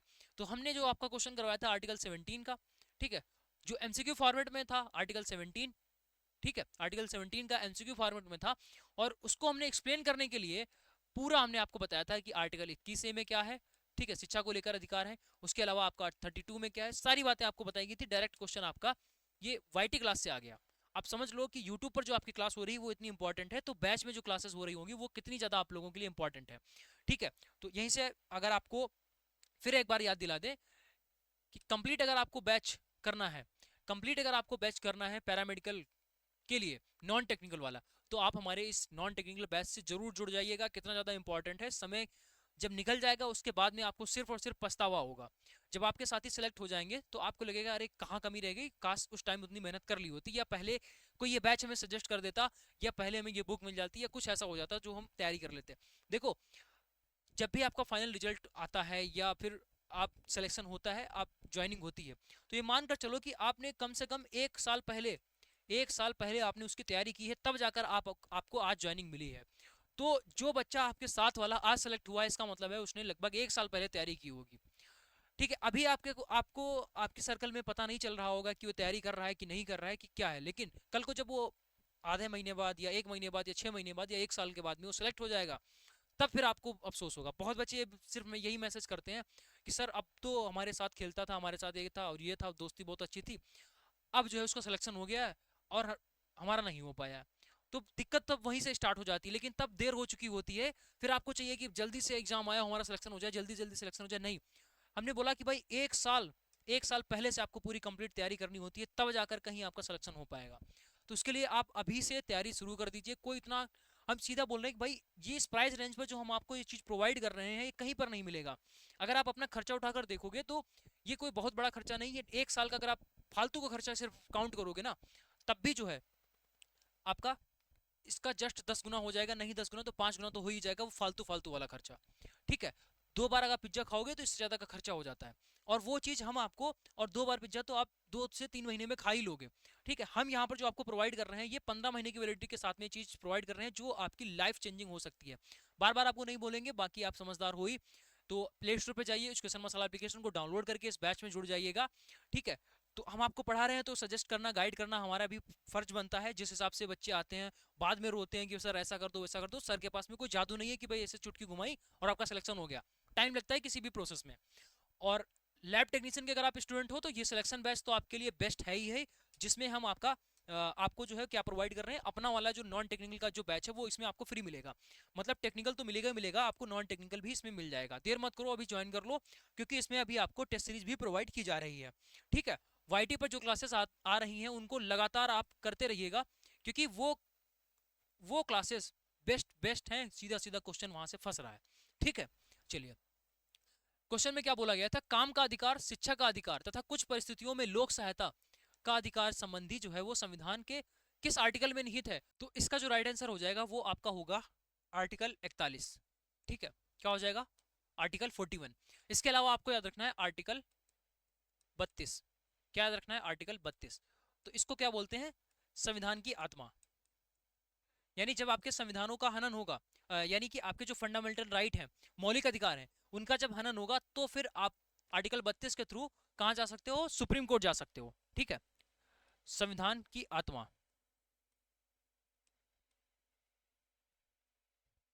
ठीक है, तो ये ध्यान रखेंगे। नेक्स्ट आगे क्वेश्चन पर आते हैं। अगला क्वेश्चन नंबर 19 क्या दे रखा है, 287 मीटर लंबी एक ट्रेन 80 किलोमीटर प्रति घंटा 80 किलोमीटर प्रति घंटा की चाल से चल रही है। विपरीत दिशा, ध्यान रखना, विपरीत दिशा में 37 किलोमीटर प्रति घंटा की चाल से 37 किलोमीटर प्रति घंटा की चाल से चल रही दूसरी ट्रेन को 18 सेकंड में पार करती है। तो दूसरी ट्रेन की लंबाई आपको बतानी है, दूसरी ट्रेन की लंबाई बतानी है। जब आपके पास में दो ट्रेनें होती हैं, जब आपके पास में दो ट्रेनें होती हैं तो ध्यान रखना, हमें यहाँ पर सिर्फ एक फार्मूला, ऐसे क्वेश्चन में एक ही फार्मूला याद रखना है। टाइम बराबर जो होता है वो क्या होता है, distance upon speed, distance upon speed, बस इतना याद रखना। देखो क्वेश्चन कैसे बनता है, बहुत ईजी तरीके से आपको समझाते हैं। टाइम देखो क्वेश्चन में कुछ दे रखा होगा, क्वेश्चन में दे रखा होगा टाइम 18, नहीं दे रखा होता तो कोई बात नहीं है, कुछ और दे रखा होता। टाइम 18 दे रखा है तो 18 लिख लेंगे। अब बात आती है डिस्टेंस की। तो हमेशा जो डिस्टेंस होती है वो क्या लिखी जाती है, डिस्टेंस को हमेशा ध्यान रखना, डिस्टेंस जो है वो हमेशा क्या होती है, ट्रेन की लंबाई ही डिस्टेंस होती है, ट्रेन की लंबाई यानी ट्रेन की लेंथ। और यहां पर जो है, यहां पर दो ट्रेनें हैं, इसका मतलब है दोनों ट्रेनों की लंबाई जुड़ जाएगी। तो यहां पर जो डिस्टेंस होगी वो दोनों ट्रेनों की लंबाई जुड़ जाएगी। तो यहां पर क्या बोला गया, 287 मीटर लंबी एक ट्रेन है। तो एक ट्रेन की लंबाई तो हमें पता होगी 287 मीटर है। यहीं पर दूसरी ट्रेन की लंबाई जो कि हमें नहीं पता है, ये फाइंड आउट करनी है। तो क्या हम उसको x मान सकते हैं, बिल्कुल। तो दूसरी ट्रेन की जो लंबाई है उसको आप x मान लीजिए, क्योंकि क्वेश्चन में नहीं गिवन है तो हम इसको क्या मान लेंगे, x मान लेंगे। तो इसका मतलब ये हो गया कि जो हमारे पास में डिस्टेंस है वो क्या हो जाएगी, तो आपने कहा 287 जो पहली ट्रेन की लंबाई थी और दूसरे ट्रेन की जो लंबाई थी वो हमारे पास में दूरी बन गई, ये दूरी हो गई। जब भी ट्रेन वाला क्वेश्चन आता है तो हमेशा जो दूरी होती है, जहां पर फार्मूले में दूरी रखी जाती है वहां पर ट्रेन की लंबाई रखते हैं। और अगर दो ट्रेनें हैं तो दोनों ट्रेनों की लंबाई जोड़ देंगे, क्लियर। ठीक, चलो तो ये कितना हो जाएगा, 287 प्लस एक्स बटे। अब यहां पर आती है बात स्पीड की। स्पीड देखो, अब इसमें भी थोड़ा सा ट्विस्ट है, क्यों, क्योंकि दो ट्रेनें हैं, ये अलग स्पीड पर चल रही है, ये अलग स्पीड पर चल रही है। हमें तो नीचे एक ही स्पीड रखनी है, हमें तो एक ही स्पीड रखनी है। लेकिन एक बात ध्यान रखना, जैसे हमें यहाँ डिस्टेंस डिस्टेंस में हमने दोनों को जोड़ा है, वैसे ही हमें स्पीड को भी जोड़ देना है। स्पीड को क्या करना है, जोड़ देना है। अब एक बात सुनो, स्पीड कब जुड़ेगी, स्पीड जुड़ भी सकती है और घट भी सकती है। स्पीड जो है वो कब जुड़ेगी, जब अपोजिट ट्रेन होंगी। ट्रेन अगर अपोजिट चल रही है तो स्पीड जोड़ देना, अगर ट्रेन जो है वो सेम डायरेक्शन में चल रही होंगी तो घटा देना। इसको याद कैसे रखोगे, जब जब किसी चुंबक के समान ध्रुव को पास लाते हो, समान ध्रुव को पास लाते हो तो वो दूर भागते हैं, यानी निगेटिव हो जाता है। मतलब जब सेम होगा, जब दोनों की डायरेक्शन सेम होगी तो आपको घटा देना है।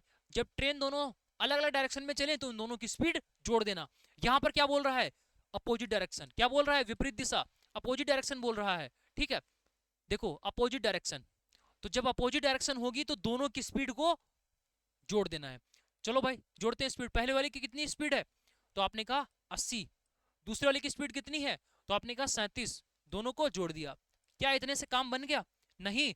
ये भी तो देखो, ये जो आप 18 लिख रहे हो ये सेकंड में है, और यहाँ पर 287 जो लिख रहे हो वो मीटर में है, और ये जो 80 37 आप देख रहे हो ये किलोमीटर पर घंटा है, ये किलोमीटर पर घंटा स्पीड है। इसको मीटर पर सेकंड में बनाना पड़ेगा, उसके लिए 5/18 से गुणा कर दो। कितने से गुणा, 5/18 से गुणा, 5/18 से गुणा। अब कैसे सॉल्व करना है, देखो सीधी सी बात है, क्रॉस मल्टीप्लाई करवा दो, क्रॉस मल्टीप्लाई करा दो। तो यहाँ पर क्या था 18, 18 में ये पूरा नीचे वाला 18 के साथ में गुणा में चला जाएगा। ये 80 प्लस 37 कितना हो गया, 117, 117। और आगे कितना दे रखा है, 5/18। ये देखो पूरा क्रॉस मल्टीप्लाई में इधर मल्टीप्लाई में चला गया बराबर, ऊपर यहाँ क्या बच गया, 287 प्लस एक्स। ठीक, 18 से 18 खत्म। अब देखो 117 गुणे 5 करेंगे कितना हो जाएगा, 585, 585 बराबर 287 प्लस एक्स। तो एक्स बराबर कितना हो गया, 585 माइनस का 287, तो कितना बन गया जाकर, ये 8 हो गया, और यहाँ पर 9 हो गया, और ये 1, यानी एक्स की वैल्यू कितनी होगी, 198 मीटर लंबी जो है, सॉरी 298 मीटर लंबी जो ट्रेन है वो यहाँ पर हो जाएगी। सी वाला जो ऑप्शन है वो यहाँ पर करेक्ट हो गया।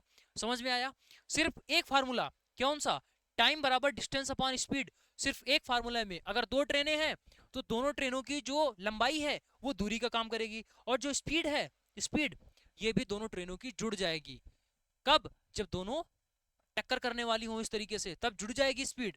और जब दोनों एक ही डायरेक्शन में ऐसे सीधे सीधे चल रही हैं तो स्पीड घटेगी। ध्यान रखना, जब ऐसे टक्कर होती है किसी की तो बहुत भयंकर टक्कर होती है। क्यों? क्योंकि दोनों की स्पीड जुड़ जाती है। आमने सामने जब भी टक्कर होगी दोनों की स्पीड जुड़ जाती है, ठीक है।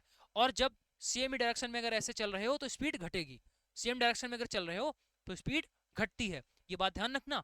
और डिस्टेंस भी हो गया, स्पीड भी हो गई और टाइम भी हो गया, सब कुछ रख देना, आपके पास आंसर बन जाएगा। ठीक, क्लियर है? चलिए आगे बढ़ते हैं। क्वेश्चन नंबर 20 क्या दे रखा है? वर्ष के पहले 3 महीनों में प्रांजल की औसत मासिक आय 39,832। जो हमने बोला था कि कुछ क्वेश्चन जो है वो स्किप करने वाले हैं 2 से 3 क्वेश्चंस, तो ये आपका उन्हीं में से एक क्वेश्चन है। लेकिन इसको करने का जो तरीका है वो हम आपको बहुत अच्छे तरीके से बताते हैं। वर्ष के 3 महीनों में प्रांजल की औसत आय जो है वो 49,832 है। अगर 49,832 ये 3 महीनों की एवरेज है, तो अगर हम इसमें 3 से गुणा कर दें तो क्या ये 3 महीनों की आय का योग हो जाएगा? बार बार आपको बोल रहे हैं जितने का एवरेज दे रखा हो उतने से गुणा कर देना, योग आ जाएगा। जितने का एवरेज दे रखा होगा 3 महीने का एवरेज दे रखा है, तो अगर हम 3 की गुणा इसमें करवा दें तो क्या 3 महीने की आय का योग आ जाएगा हमारे पास। ठीक, उसके बाद आगे क्या दे रखा है? अप्रैल में जो उसकी आय थी वो पहले 3 महीने के एवरेज से 50% अधिक है। ये लो भाई, अप्रैल का सीधा अलग डेटा दे दिया। अप्रैल में उसकी आय कितनी है? अप्रैल में अगर आपको निकालना है तो पहले एवरेज कितना था? 49,832, पहले एवरेज इतना था। तो अब बोल रहा है कि 50% इनकम अप्रैल में बढ़ी है जो एवरेज था उससे, तो एवरेज का 50% बढ़ा दो। तो जैसे आप एवरेज का 50% बढ़ाओगे तो इसका मतलब है कि पहले इसका 50% निकालो। इसका 50% कितना हो जाएगा? तो आपने कहा 50% का मतलब होता है इसका जस्ट आधा, इसका जस्ट आधा।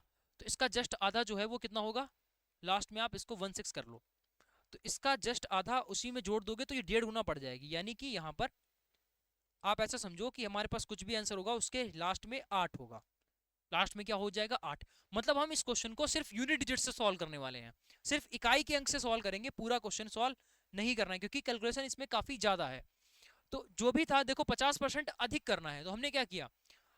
49,832 का 50% निकाला, जो कि कुछ इस फॉर्मेट में आपका आएगा, जोड़ देंगे तो 50% अधिक, यानी हमारे पास में कुछ ऐसा बनेगा जिसके लास्ट में 8 रहेगा। यानी अप्रैल महीने की जो इनकम थी वो हमारे पास में क्या बनेगी? अगर हम स्टार्टिंग के 3 महीनों की इनकम देखें तो इतनी होगी ना, आपका स्टार्टिंग में 6, ठीक, ये स्टार्टिंग के 3 महीनों की इनकम हो गई। मल्टीप्लाई पूरी नहीं करवा रहे हैं, सिर्फ हम यूनिट डिजिट मल्टीप्लाई करवा रहे हैं। आगे अप्रैल महीने की बात करें तो आपके पास में क्या होगा? 8। स्टार्टिंग में क्या है? जैसे कभी कभी जब बैंक बैलेंस में देखना होता है ना तो पूरा नहीं लिखा होता है, या अकाउंट नंबर किसी का लिखा होता है, जब भी आपके पास मैसेज आता है तो लास्ट के डिजिट लिखे होते हैं ना, लास्ट के, और बाकी स्टार्टिंग का कुछ नहीं लिखा होता है। तो वही चीज ऐसे समझ लो कि हम सिर्फ लास्ट का जो अंक है उसी को फोकस कर रहे हैं, बाकी पूरा कैलकुलेट नहीं कर रहे हैं क्योंकि कैलकुलेशन इसमें ज्यादा है, आपको उसको करना भी नहीं है। ठीक है, आगे यहाँ पर बात करते हैं। यदि पूरे वर्ष की उसकी औसत इनकम इतनी है, यानी 12 महीने की इनकम यहाँ पर दे रखी है, 12 महीने की। चलो भाई, स्टार्टिंग के 3 महीने की, फिर उसके बाद में क्या है आपका? स्टार्टिंग के 3 महीने की हो गई, फिर ये 1 महीने की यानी अप्रैल की है, एंड उसके बाद में आपका क्या दे रखा है? पूरे 12 महीने की। तो पूरे 12 महीने की जो इनकम है वो 87,533 है। अगर हम इसमें 12 से गुणा कर दें, ये तो एवरेज है ना, ये औसत मासिक आय है, एवरेज है, तो अगर हम इसमें 12 से गुणा कर दें तो योग आ जाएगा ना, पूरे साल भर की इनकम का योग आ जाएगा। अब इसमें देखो 12 से गुणा करने पर क्या होगा? 3 और 2, देखो यहाँ पर 3 है, यहाँ पर 2 है, तो गुणा करोगे कितना हो जाएगा? 6। तो इनकी गुणा करने पर जो आंसर आपको दिखेगा गुणा 12, इनकी गुणा करने पर जो आपको आंसर दिखेगा वो क्या होगा? वो भाई इस तरीके का दिखेगा। मतलब पूरे साल भर की इनकम जो भी आपकी आएगी वो लास्ट में 6 दे रखा होगा। स्टार्टिंग के 3 महीने की इनकम, उसके बाद में ये आपका अप्रैल की इनकम दे रखी है। अब उसके बाद में पूछ रहा है, क्या पूछ रहा है? अप्रैल के बाद में मई से सितंबर का पूछ रहा है, यानी यहाँ पर आगे के 8 महीने की इनकम पूछ रहा है। देखो 3 महीने ये हो गए, चौथा महीना ये हो गया, यानी आगे के 8 महीने की इनकम आपसे पूछ रहा है, 8 महीने की औसत पूछ रहा है, एवरेज। ठीक है, यानी 8 गुणा एवरेज जो हमसे पूछ रहा है वो एक्स कर देंगे, तभी तो योग आता है, यानी ये सब कुछ जोड़ोगे तब जाकर आपको क्या मिलेगा, ये 6 मिल जाएगा। समझो, बहुत ही इंपॉर्टेंट तरीके से समझना है इस बात को। और ये क्वेश्चन जो है वो आपका स्किप करने वाला है। अगर आप इसमें नहीं दिमाग चला पा रहे हो, कोई दिक्कत वाली बात नहीं है। कॉन्सेप्ट समझाने में टाइम लगता है, आपको बार बार बोल रहे हैं, और ये प्रीवियस एग्जाम्स का क्वेश्चन है। पूरे में पूरे लाना भाई, एक ये हो जाएगा कि सिर्फ हम 5 दिन पढ़ लें, 10 दिन पढ़ लें, पूरे में पूरा आ जाए, कॉन्सेप्ट भी सारे सीख लें, तो वो पॉसिबल नहीं है। बार बार आपको बोल रहे हैं, ठीक है। अगर आप सिर्फ यूट्यूब के भरोसे बैठे हो और फिर सोचो कि ये कॉन्सेप्ट समझने में ही बच्चा 10-10 घंटे, 12-12 घंटे का एवरेज पढ़ रहा है, ठीक है, और मान के चलो 40 से 50 घंटे का 40 से 50 घंटे का मैथ्स पढ़ रहा है, तो वो इस क्वेश्चन को ज्यादा बेहतर तरीके से समझ पाएगा और कर पाएगा कि आप जो सिर्फ केवल यूट्यूब के भरोसे या एग्जाम आने के 3 दिन पहले 4 दिन पहले मैराथन कर लिया, फिर मोटा मोटा कर रहे हो, वो आप समझ पाओगे नहीं, कर पाओगे। उसके लिए आपकी जो डीप में नॉलेज वो होना बहुत जरूरी है। कुछ क्वेश्चंस होते हैं, सभी के लिए नहीं बोलेंगे, एक दो क्वेश्चन जरूर ऐसे होते हैं जिनमें आपको डीप नॉलेज आनी ही चाहिए। और एक दो क्वेश्चन एग्जाम में हार्ड पूछे भी जाते हैं, हमने पहले ही बोल दिया कि स्किप करने वाला क्वेश्चन था, ठीक है, ये स्किप करने वाला क्वेश्चन था। अब ये चीज बतानी भी जरूरी है, क्योंकि जब आप कुछ एक्स्ट्रा अलग करोगे दूसरों से, तभी जाकर आपका नाम आ पाएगा। आप भी यूट्यूब पर कर रहे हो, दूसरा भी यूट्यूब पर कर रहा है, अगर आप 30 में से, सपोज मान रहे हैं 30 में से अगर आप भी 28 कर पा रहे हो और अगला भी 28 कर पा रहा है, तो क्या ही मतलब निकला, ठीक है। कुछ तो आपको एक्स्ट्रा करना पड़ेगा, भले 1 नंबर का करो, भले 2 नंबर का करो, यही 1 और 2 नंबर आपको सिलेक्शन की ओर लेकर जाएंगे, इस बात को समझना है, ठीक है। चलिए, बराबर 6। अभी आपको यहाँ पर देखो, ये सब पूरा कॉन्सेप्ट समझने के लिए अगर आपका पूरा बेसिक बिल्ड है, तो फिर आपको बहुत आसानी से समझ में आ जाएगा। अभी बहुत सारे लोगों को दिक्कत हो रही है, आप थोड़ा सा स्किप कर सकते हो, इसमें कोई दिक्कत वाली बात नहीं है, क्योंकि ये प्रीवियस एग्जाम्स का क्वेश्चन है और स्किप करने वाला भी है, ठीक है। जिनका बेसिक मजबूत है, अच्छी से चीजें समझ में आ रही हैं, उनके लिए क्वेश्चन है, ठीक है। बराबर आपका 6 हो गया। डोंट वरी, जब हम इसके यहाँ पर कॉन्सेप्ट क्लास लगाएंगे, उसके बाद में आपको भी समझ में आने लगेगा, ठीक है। ऐसा नहीं कि हमें समझ में, आपको समझ में नहीं आएगा, बस ये है कि थोड़ा आपको एक्स्ट्रा टाइम देना पड़ेगा उस पर। बराबर में जो है ये आपका 6 है, ठीक। अब हमें यहाँ पर x की वैल्यू निकालनी है, हमें यहाँ पर क्या करना है, x की वैल्यू निकालनी है। चलो फाइंड आउट करते हैं। अब ये देखो 8 6 14, यहाँ पर क्या हो जाएगा, देखो 8x हो गया, 8x, और ये इधर क्या हो गया +14, बराबर ये क्या लिखा हुआ है 6। तो यहाँ से कितना हो जाएगा 8x, ठीक है। तो यहाँ से कितना हो गया 8x बराबर 6 माइनस का 14, 6 माइनस का 14। अब देखो ये पूरा 6 नहीं लिखा हुआ है, 6 के पहले बहुत बड़ी संख्या है, 14 के पहले बहुत बड़ी संख्या है, तो इसका मतलब ये हो गया कि अगर 6 लिखा हुआ है और ये आपका 14 लिखा हुआ है, तो इसका मतलब है कि यहाँ पर बहुत बड़ी संख्या है, तो आप यहाँ पर 1 लिख लो, चाहे 2 लिख लो, चाहे 3 लिख लो, कुछ भी लिख लो, मतलब 6 बड़ी संख्या है, उसमें से हमें घटाना है। तो 16 में से 14 घटाओगे, कितना हो जाएगा 12, ठीक है। ये यूनिट डिजिट के कॉन्सेप्ट्स हैं जो आपको समझने पड़ेंगे। ये कितना हो जाएगा 12, यानी एक बड़ी सी संख्या आएगी जिसके लास्ट में 2 है। अब यहाँ से एक हमें निकालना है, कितना आएगा, आप 8 का पहाड़ा पढ़ो और 8 के पहाड़े में आपको बताना है कि कौन सी ऐसी संख्या है कहाँ पर जो है वो आपको लास्ट में 2 दिखता है। तो 8 का टेबल पढ़ोगे तो या तो 8 चौके 32 हो जाए, या फिर 8 9 72 हो जाए, ठीक है। यानी 8 चौके 32, एक्स की वैल्यू की बात कर रहे हैं हम यहाँ पर, जो कि एक्स क्या था, एवरेज था। तो 8 चौके 32 यानी लास्ट में आपका 4 होना चाहिए। क्या कहीं पर 4 दिख रहा है, नहीं, इसका मतलब 8 चौके 32 नहीं होगा। अब हम ये बोल सकते हैं 8 9 72, यानी ये भाग करने पर कुछ भी बहुत बड़ी संख्या होगी यहाँ पर, तो भाग करने पर या तो हमारे पास में जो भी भाग करने पर x की वैल्यू आएगी, या तो 8 चौके 32 फॉर्मेट में होगी, जो कि ऑप्शन में नहीं दे रखा, इसका मतलब नहीं होगा, या फिर ये पूरा काटने के बाद में जो भी आपके पास आंसर आए उसमें लास्ट में 9 हो, 8 में 72, इसका मतलब है 9 किसमें है, इसमें मिल गया। चलो भाई यही आंसर बन गया, यही आंसर बन गया। देखो ये यूनिट डिजिट है, हमने फिर भी बहुत आपको एक्सप्लेन करके समझाने की कोशिश करी कि भाई ऐसे हो, ऐसे हो जाए, ऐसे हो जाए, ठीक है। बट फिर भी ये चीजें आपको थोड़ा सा बेसिक कॉन्सेप्ट है उसकी तरफ पहले आपको सीखना पड़ेगा कि जो जोड़ का प्रोसेस होता है वो कैसे होता है। सपोज मान लेते हैं जैसे आपके पास में 213 लिखा हुआ है, अब 213 में अगर आपको 14 घटाना है तो कैसे आप इसको घटाओगे। तो आपने कहा पहले हम यहाँ पर 9 कर लेंगे, ये 0 होता है, 0 में से एक जाएगा, ये भी आपका 9 हो गया, और ये आपका 199 बना जाकर। कैसे घटाया हमने, यहाँ से एक कैरी उधार गया भाई, यहाँ से एक कैरी लिया, 13 बन गया, 13 में से 4 गया, 9 हो गया, यहाँ पर बच गया 0, ठीक है। फिर से हमने यहाँ से एक कैरी ले लिया, तो ये अब 10 बन गया, 10 में से एक गया तो 9 बच गया, ठीक। अब अगर हम इसी बात को ऐसे लिख दें कि एक संख्या हमारे पास में है जिसका यूनिट डिजिट 3 है, एक संख्या हमारे पास में जिसका यूनिट डिजिट 4 है, पूरी संख्या में नहीं पता है, अब हमें ये घटाना है इसमें से, कैसे घटाओगे, कैसे घटाओगे, और घटाने के बाद में इकाई अंक पर क्या आएगा ये हमें बताना है। ऐसे दे रखा है तब तो हम कर लेंगे आसानी से, लेकिन ऐसे दे रखा होगा तो हम कैसे करेंगे। तो यही पूरा जो है बेसिक यही पूरा बेसिक होता है। अगर ये सब सीख लोगे तो यहाँ पर ये जो कैलकुलेशन हुई है, ये जो यहाँ पर हमने ये सब किया है, ये आपको बहुत ही आसानी से समझ में आ जाएगा। देखो थोड़ा सा समझाने की आपको कोशिश करते हैं, ठीक है। वैसे भी थोड़ा सा हमें या टाइम भी चाहिए, लगभग 20-25 मिनट का पूरा कॉन्सेप्ट होता है सिर्फ यही चीज समझाने के लिए, ठीक है। तो यहाँ पर क्या होता है कि अगर कोई भी संख्या नहीं घटती है, कोई भी संख्या नहीं घटती है, तो आप चाहे अपनी मर्जी से 1 रख लो, चाहे यहाँ 2 रख लो, चाहे 3 रख लो, अपनी मर्जी से कुछ भी रख लो, रख सकते हो। आंसर हर बार सेम आएगा और सही भी आएगा। अगर हम 1 रखते हैं यहाँ पर, देखो 9 आ रहा है, इसमें भी इकाई का अंक 9 था। चलो अगर हम यहाँ पर 23 कर लें, ठीक है, अपनी मर्जी से जहां पर हमने 1 रखा था, हम यहाँ पर 2 भी रख सकते हैं। फिर से घटाओगे तो आपका कितना हो जाएगा, 19 आएगा। फिर भी देखो यूनिट डिजिट की ही बात हो रही है, इसके पहले कुछ भी आ रहा है उससे मतलब नहीं है। सिर्फ इकाई के अंक जो है वो हमेशा आपका सही आता रहेगा, इकाई का अंक हमेशा सही आता रहेगा, ठीक है।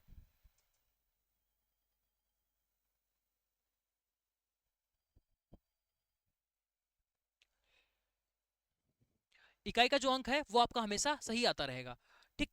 चाहे हम यहाँ पर 4 कर लें और फिर उसके बाद में यहाँ पर घटाएं, 4 करके हम फिर घटाएं, तो भी जो है हमारे पास में इकाई का अंक हर बार 9 ही आएगा। देखो यहाँ पर भी 9 आया था, यहाँ पर भी 9, यहाँ पर भी 9, हर जगह 9 ही आएगा। वैसे ही यहीं पर भी ये बात हुई थी, ठीक है। यहाँ पर भी यही बात हुई थी, जो हमने घटाने का प्रोसेस यहाँ पर फॉलो किया कि कितना हुआ पहले, ये 14, 6 हुआ। अब यानी हमें 6 में से 14 को घटाना है, 6 में से 14 को घटाना था, तो हमारे पास ये 16 हुआ। देखो 6 था, इसमें से हमें 14 घटाना है, तो हम यहाँ पर 1 भी रख सकते हैं, हम यहाँ पर 2 भी रख सकते हैं। तो हमने 1 रखा था, 1 रखा, हमारा घट गया, 2 आया, तब जाकर ये हमारे पास में 2 बना था, तब 2 बना था। फिर हम इसको काट रहे थे, या तो 4 से कटेगा या 9 से कटेगा, ठीक है। तो छोटी छोटी बातें हैं जो आपको समझनी है। बोल दिया था ना स्किप करने वाला क्वेश्चन है, या पूरी अगर कैलकुलेशन करना चाहो तो वो भी आप कर सकते हो, आपका आंसर निकल कर आ जाएगा। चलिए नेक्स्ट प्रश्न पर आते हैं। अगला दे रखा है क्वेश्चन नंबर 21। देखो ZLE, ZLE, फिर उसके बाद में क्या दे रखा है, XJC, XJC, ZLE, उसके बाद क्या दे रखा है, XJC, फिर आगे दे रखा है VHA, VHA, आगे दे रखा है आपका TFY, TFY, फिर आपका दे रखा है RD, RDW। अगला जो टर्म है वो क्या होगा, नंबरिंग कर लो, चीजें आसान हो जाती हैं। या फिर अगर नहीं भी करना चाहते हो तब भी देखो, जेड है, जेड के बाद यहाँ पर देखो, पहले इस वाले शब्द में पहले नंबर पर जेड है, यहाँ पर एक्स हो गया है। इसका मतलब है कि आपने क्या किया, 26 से आप यहाँ पर -2 पर चले गए, और इसमें अगर आप 2 घटाओगे तो v पर आ जाओगे, इसमें भी अगर आप 2 पर घटाओगे तो आप t पर चले जाओगे, t में अगर आप 2 घटा दोगे तो आप r पर चले जाओगे। तो क्या अगला पद जो हमारे पास में होना चाहिए, उसमें भी अगर हम r में 2 घटा दें, r में अगर हम 2 घटा दें तो कहां पर पहुंचेंगे, तो आपने कहा r 18 नंबर पर होता है, 18 में 2 घटा दोगे 16, 16 पर क्या होता है, 16 पर जो है वो आपका p होता है, 16 पर क्या होता है, p। समझ में आ गई, ठीक। यानी हमारे पास स्टार्टिंग में p होगा। अच्छा ऑप्शन में सबसे पहले p किस में दे रखा है, इसी में दे रखा है, इसका मतलब यही सही होगा, यही हमारे पास में सही हो जाएगा, आगे में चेक करने की आवश्यकता ही नहीं। क्या आगे में चेक करने की आवश्यकता है, नहीं, यही ऑप्शन आपका जो है करेक्ट हो जाएगा, ठीक है। चलिए आगे बढ़ते हैं अगले प्रश्न पर। चलिए अगला क्वेश्चन देखते हैं, क्वेश्चन नंबर 22। क्वेश्चन नंबर 22 क्या दे रखा है, देखो एक अच्छा प्रश्न आपका यहाँ से बनता है, जब भी ऐसा क्वेश्चन आपके पास में आए तो सिर्फ जो दे रखा है, जो पूछा गया है उस पर फोकस करेंगे, फिर उसके बाद में जैसी रिक्वायरमेंट होगी तो हम ऊपर जाएंगे। समझ में आ गया, यहाँ से क्वेश्चन की शुरुआत नहीं होगी, क्वेश्चन का शुरुआत यहाँ से होगी। सबसे पहले इन दो को पकड़ लो, n माइनस लिखा हुआ है, देखो यहाँ पर n माइनस m लिखा हुआ है, इसका मतलब है माइनस का साइन है। अब माइनस का साइन देखो ऊपर कहाँ पर है, तो आपने कहा माइनस का साइन ये है, तो जब भी आपका a माइनस बी करके लिखा होगा तो इसका मतलब ये होता है a is sister of b। वैसे यहाँ पर n माइनस m लिखा हुआ है, तो इसका मतलब क्या हो गया, n is sister of m, n is sister of m, यानी n जो है वो सिस्टर है, मतलब ये हमें पता चल गया कि ये फीमेल है, n सिस्टर है, तो इसको हम गोल गोल में बंद कर देंगे, किसकी है, m की सिस्टर है। तो भाई ये लड़का भी हो सकता है और लड़की भी हो सकती है। भाई ये देखो लड़का होगा तब भी ये इसकी बहन है, अगर ये लड़की है तब भी इसकी बहन ये है, लेकिन हमें ये पता चल गया कि ये बहन है। देखो ये तो बोला गया है a माइनस बी का मतलब होता है कि a is the sister of b। वैसे ही अगर m माइनस m लिखा हुआ है तो इसका मतलब क्या हुआ कि n जो है वो किसकी सिस्टर है, m की सिस्टर है, तो n जो है यहाँ पर सिस्टर हो गई किसकी, m की, ठीक। अब यहाँ पर फिर से आगे बढ़ते हैं, अब की बार जो है क्या लिखा हुआ है, m हैशटैग o। अब देखो हैशटैग कहाँ पे बना हुआ है, ये हैशटैग बना हुआ है, तो जब भी a हैशटैग b लिखा होगा तो इसका मतलब है कि a is the mother of b, तो यहाँ पर क्या हो जाएगा, m is the mother of o। जो m है ये किसकी माँ है, o की माँ है, तो भाई o की जो है ये माँ हो जाएगी, ये भी क्या है, अब हमें क्लियर हो गया कि ये फीमेल है, तो इसको हम गोले में बंद कर देंगे, ठीक है। और ये माँ है किसकी, ओ की, तो इसका मतलब है कि इसका बेबी होगा, उसको हम नीचे अगली पीढ़ी में लेकर आएंगे, ठीक। चलो, अब आगे दे रखा है प्लस। प्लस देखो, प्लस फिर ऊपर जाओ, प्लस कहाँ दे रखा है, तो आपने कहा प्लस ये दे रखा है। तो प्लस का मतलब क्या होता है, अगर ए प्लस बी दे रखा है, इसका मतलब है A is the brother of B. यहां पर प्लस क्या है, ओ और पी के बीच में है, इसका मतलब है कि O is the brother brother of P. O is the brother of P. O जो है वो भाई है, भाई है तो इसको ट्रायंगल में बंद करो, क्योंकि ये भाई है, इसका मतलब है ये मेल है, इसको ट्रायंगल में बंद कर दिया। O is the brother of P, तो ये दोनों भाई बहन है, तो ये एक ही लेवल पर आएंगे, ठीक है। अगर पिताजी होते तो ऊपर लेवल पर, दादा होते तो इससे भी ऊपर लेवल पर, और जो संतानें हैं उसको नीचे नीचे लेवल पर रखते हैं। और ये दोनों सेम ही लेवल के हैं ना, भाई बहन, भाई बहन हो गया, ठीक है। और इसके साथ में जितने कजिन्स हैं सारे एक ही लेवल पर हो गए, भाभी हैं, ठीक है, साली, ये सारे के सारे जो हैं वो एक ही लेवल पर हैं। मतलब इनका जो एज ग्रुप है वो सेम ही रहेगा ना। अब अब जैसे बात करते हैं यहाँ पर पिताजी, चाचा और बड़े पापा, ऐसे करके जो भी वर्ड्स आप यूज करते हो उनका लेवल सेम रहता है, यानी वो हमसे एक स्टेप आगे है। एक स्टेप का मतलब है कि एक जनरेशन आगे है, ये हमारी सेम जनरेशन हो गई, तो सेम जनरेशन को सेम लेवल पर, ठीक है। ओ और पी हो गया। उसके बाद आगे बात करते हैं कि देखो क्या लगा हुआ है, ये आप आगे जो है आपका कट लगा हुआ है, यानी गुड़ा लगी हुई है, ठीक है। पी गुड़ा आर लिखा हुआ है, तो ऊपर देखेंगे गुड़ा कहाँ पर है, तो आपने कहा गुड़ा ये लिखा हुआ है, गुड़ा कहाँ पर है ये, ठीक। चलो, गुड़ा का मतलब है अगर ए गुड़ा बी लिखा होगा, इसका मतलब है A is the son of B, A is the son of B. यहाँ पर पी गुड़ा आर लिखा हुआ है, तो इसका मतलब हो गया P is the son of R, P is the son of R. P जो है वो क्या है, सन है, इसका मतलब है लड़का है, तो इसको इसको इस तरीके से ट्रायंगल में कर देंगे, P is the son of R, R का जो है वो पुत्र है, ये आर का पुत्र है। अच्छा, ये दोनों भाई भाई हैं, ये दोनों क्या हो गए, भाई भाई हो गए, ये दोनों भाई भाई हैं, इसकी माता ये है, ठीक है, और ये इसके पिता हैं, तो इसका मतलब है कि ये दोनों हस्बैंड वाइफ हो जाएंगे। और हस्बैंड वाइफ को प्लस से इस तरीके से लिखते हैं, हस्बैंड को आपका ट्रायंगल में, क्योंकि ये मेल है, और ये आपका फीमेल हो गई, ठीक है, ये फीमेल है तो इसको हम गोले में रखेंगे। हस्बैंड वाइफ के बीच में प्लस का साइन लगा देंगे क्योंकि ये कपल है, ठीक है। मतलब ये दोनों एक कपल हैं, इनके दो बच्चे हैं, वो दोनों के दोनों क्या हैं, दोनों के दोनों मेल हैं, ठीक। इसके साथ साथ में अब ये एम की सिस्टर है, ये एम की क्या है, सिस्टर है, यानी ये दोनों बहने बहने हैं, और ये इनके क्या है, जीजा हो गए, ठीक। अब पूछा क्या गया है हमसे, जो हमसे पूछा गया है सिर्फ उस पर बात करते हैं। यहाँ पर बोला गया है उक्त जानकारी के हिसाब से आपको बताना है कि एन का आर से क्या रिलेशन है, एन का आर से। देखो जब भी हमारा से फ्रॉम वर्ड जहां पर भी आ जाएगा, फ्रॉम कहां से, आर से, तो आपको आर से एक एरो चलाना है। देखो कहां से एक एरो चला देना है, आर से एन पर, ठीक है। इसका मतलब है एन क्या है, किसके रिस्पेक्ट में, आर के रिस्पेक्ट में, तो एन क्या है, तो ये हम बोलेंगे कि ये वाइफ की सिस्टर है। ये कौन हो जाएगा भाई, एन क्या है, एन क्या है किसके संबंध में, आर के संबंध में, भाई एन क्या है, एन के बारे में बताओ ना, तो ये है वाइफ की सिस्टर, ठीक है, साली बोल सकते हो आप इसको, वाइफ सिस्टर। और यहीं पर बहुत बार कंफ्यूजन होता है, इसका जस्ट उल्टा भी दे रखा होता है, ठीक है। जैसे अगर अपने हिसाब से देखें तो जो है क्या होगा, जैसे अपने हिसाब से देखें तो हमारे पिताजी हो गए, अगर पिताजी की हिसाब से देखें तो हम उनके बेटे हैं, तो दोनों ऑप्शन दे रखे होते हैं, फादर या आपका सन, दोनों दे रखे होते हैं। कंफ्यूजन वहां पर रहता है, तो उसके लिए सिर्फ इतना ध्यान रखना, बोला गया है आर से संबंध, से बोल दिया जाए तो इसका मतलब है एक एरो चलाना है, कहां से, आर से। तो आर से एक एरो चलाएंगे किस पर, एन पर, तो हमें एन के बारे में बताना है, एन कौन है, एन कौन है बताना है, ठीक है। अब एन कौन है, तो ये हमें इनके संबंध में बताना है कि एन कौन है, तो फिर हमने ये बता दिया, क्योंकि ये इनकी वाइफ है और ये दोनों सिस्टर थी, तो ये वाइफ की सिस्टर हो गया, ठीक। चलिए अगले प्रश्न पर आते हैं। अगला क्वेश्चन दे रखा है, हरप्रीत अपनी कक्षा में ऊपर से 44वें नंबर पर है, नीचे से 39वें नंबर पर है, तो आपको बताना है कि कक्षा में कुल कितने विद्यार्थी हैं। एक फार्मूला और क्वेश्चन खत्म।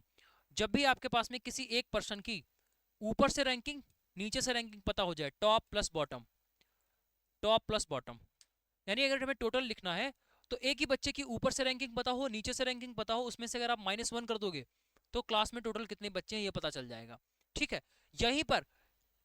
यहीं पर ये भी फार्मूला बन जाएगा, सेम ही फार्मूला, इसको मानकर चलो कि अगर आपकी जो बनी है, क्या नाम है, पंक्ति जो आपकी बनी है वो इस हिसाब से बनी है कि आपकी काउंटिंग राइट से हो रही है, ठीक है, और लेफ्ट से हो रही है, तो वहां पर टॉप बॉटम की जगह पर आप राइट लेफ्ट कर दीजिए, फार्मूला सेम रहेगा। जैसे हम यहाँ पर टोटल लिख रहे हैं टॉप प्लस बॉटम -1, वैसे ही आपको ध्यान रखना है कि अगर राइट और लेफ्ट दे रखा है तो राइट प्लस लेफ्ट -1 कर देंगे, टोटल निकल कर आ जाएगा यहाँ से, ठीक। चलिए देखो ऊपर से 44वें नंबर पर, तो यहाँ पर टोटल निकालना है ना, तो 44 प्लस नीचे से 39वें नंबर पर 44 प्लस 39 माइनस का 1 कर देंगे, बस यही हमारे पास में क्या निकल कर आ जाएगा, टोटल निकल कर आ जाएगा। तो कि ये कितना हो गया, 9 4 13 में से एक जाएगा 2, ठीक है, और 4 3 7 1 8, 82। टोटल यहाँ पर कितने बच्चे हो जाएंगे, 82 बच्चे हो जाएंगे। जरा सा भी आपने फार्मूला गलत किया, देखो 81 भी है, 82 भी है, 83 भी है, 84 भी है, कहीं से भी अगर चूकोगे ऑप्शन आपका जो है वो गलत हो जाएगा, समझे। तो बिल्कुल भी आपको ये ध्यान रखना है, एक ही फार्मूला है, अलग अलग नहीं है, एक ही सेम फार्मूला है, बस इसको ध्यान रखना है। चलिए आगे बढ़ते हैं, क्वेश्चन नंबर 24 पर दे रखा है एक संख्या है, एक संख्या क्या है, 52 63 418, ठीक है। इसमें कुछ बताया गया है, क्या बताया गया है कि विषम अंक में 2 जोड़ना है, विषम अंक में 2 जोड़ देना है, और प्रत्येक जो सम अंक है इसमें विषम अंक और सम अंक में 2 घटा देना है। अच्छा सम अंक क्या होते हैं, देखो सम अंक यानी इवन नंबर, सम यानी इवन, कौन कौन होते हैं, 0 2 4 6 8, ये होते हैं सम अंक, सम डिजिट होते हैं ये, बस इतना ही है, इसके अलावा कुछ नहीं।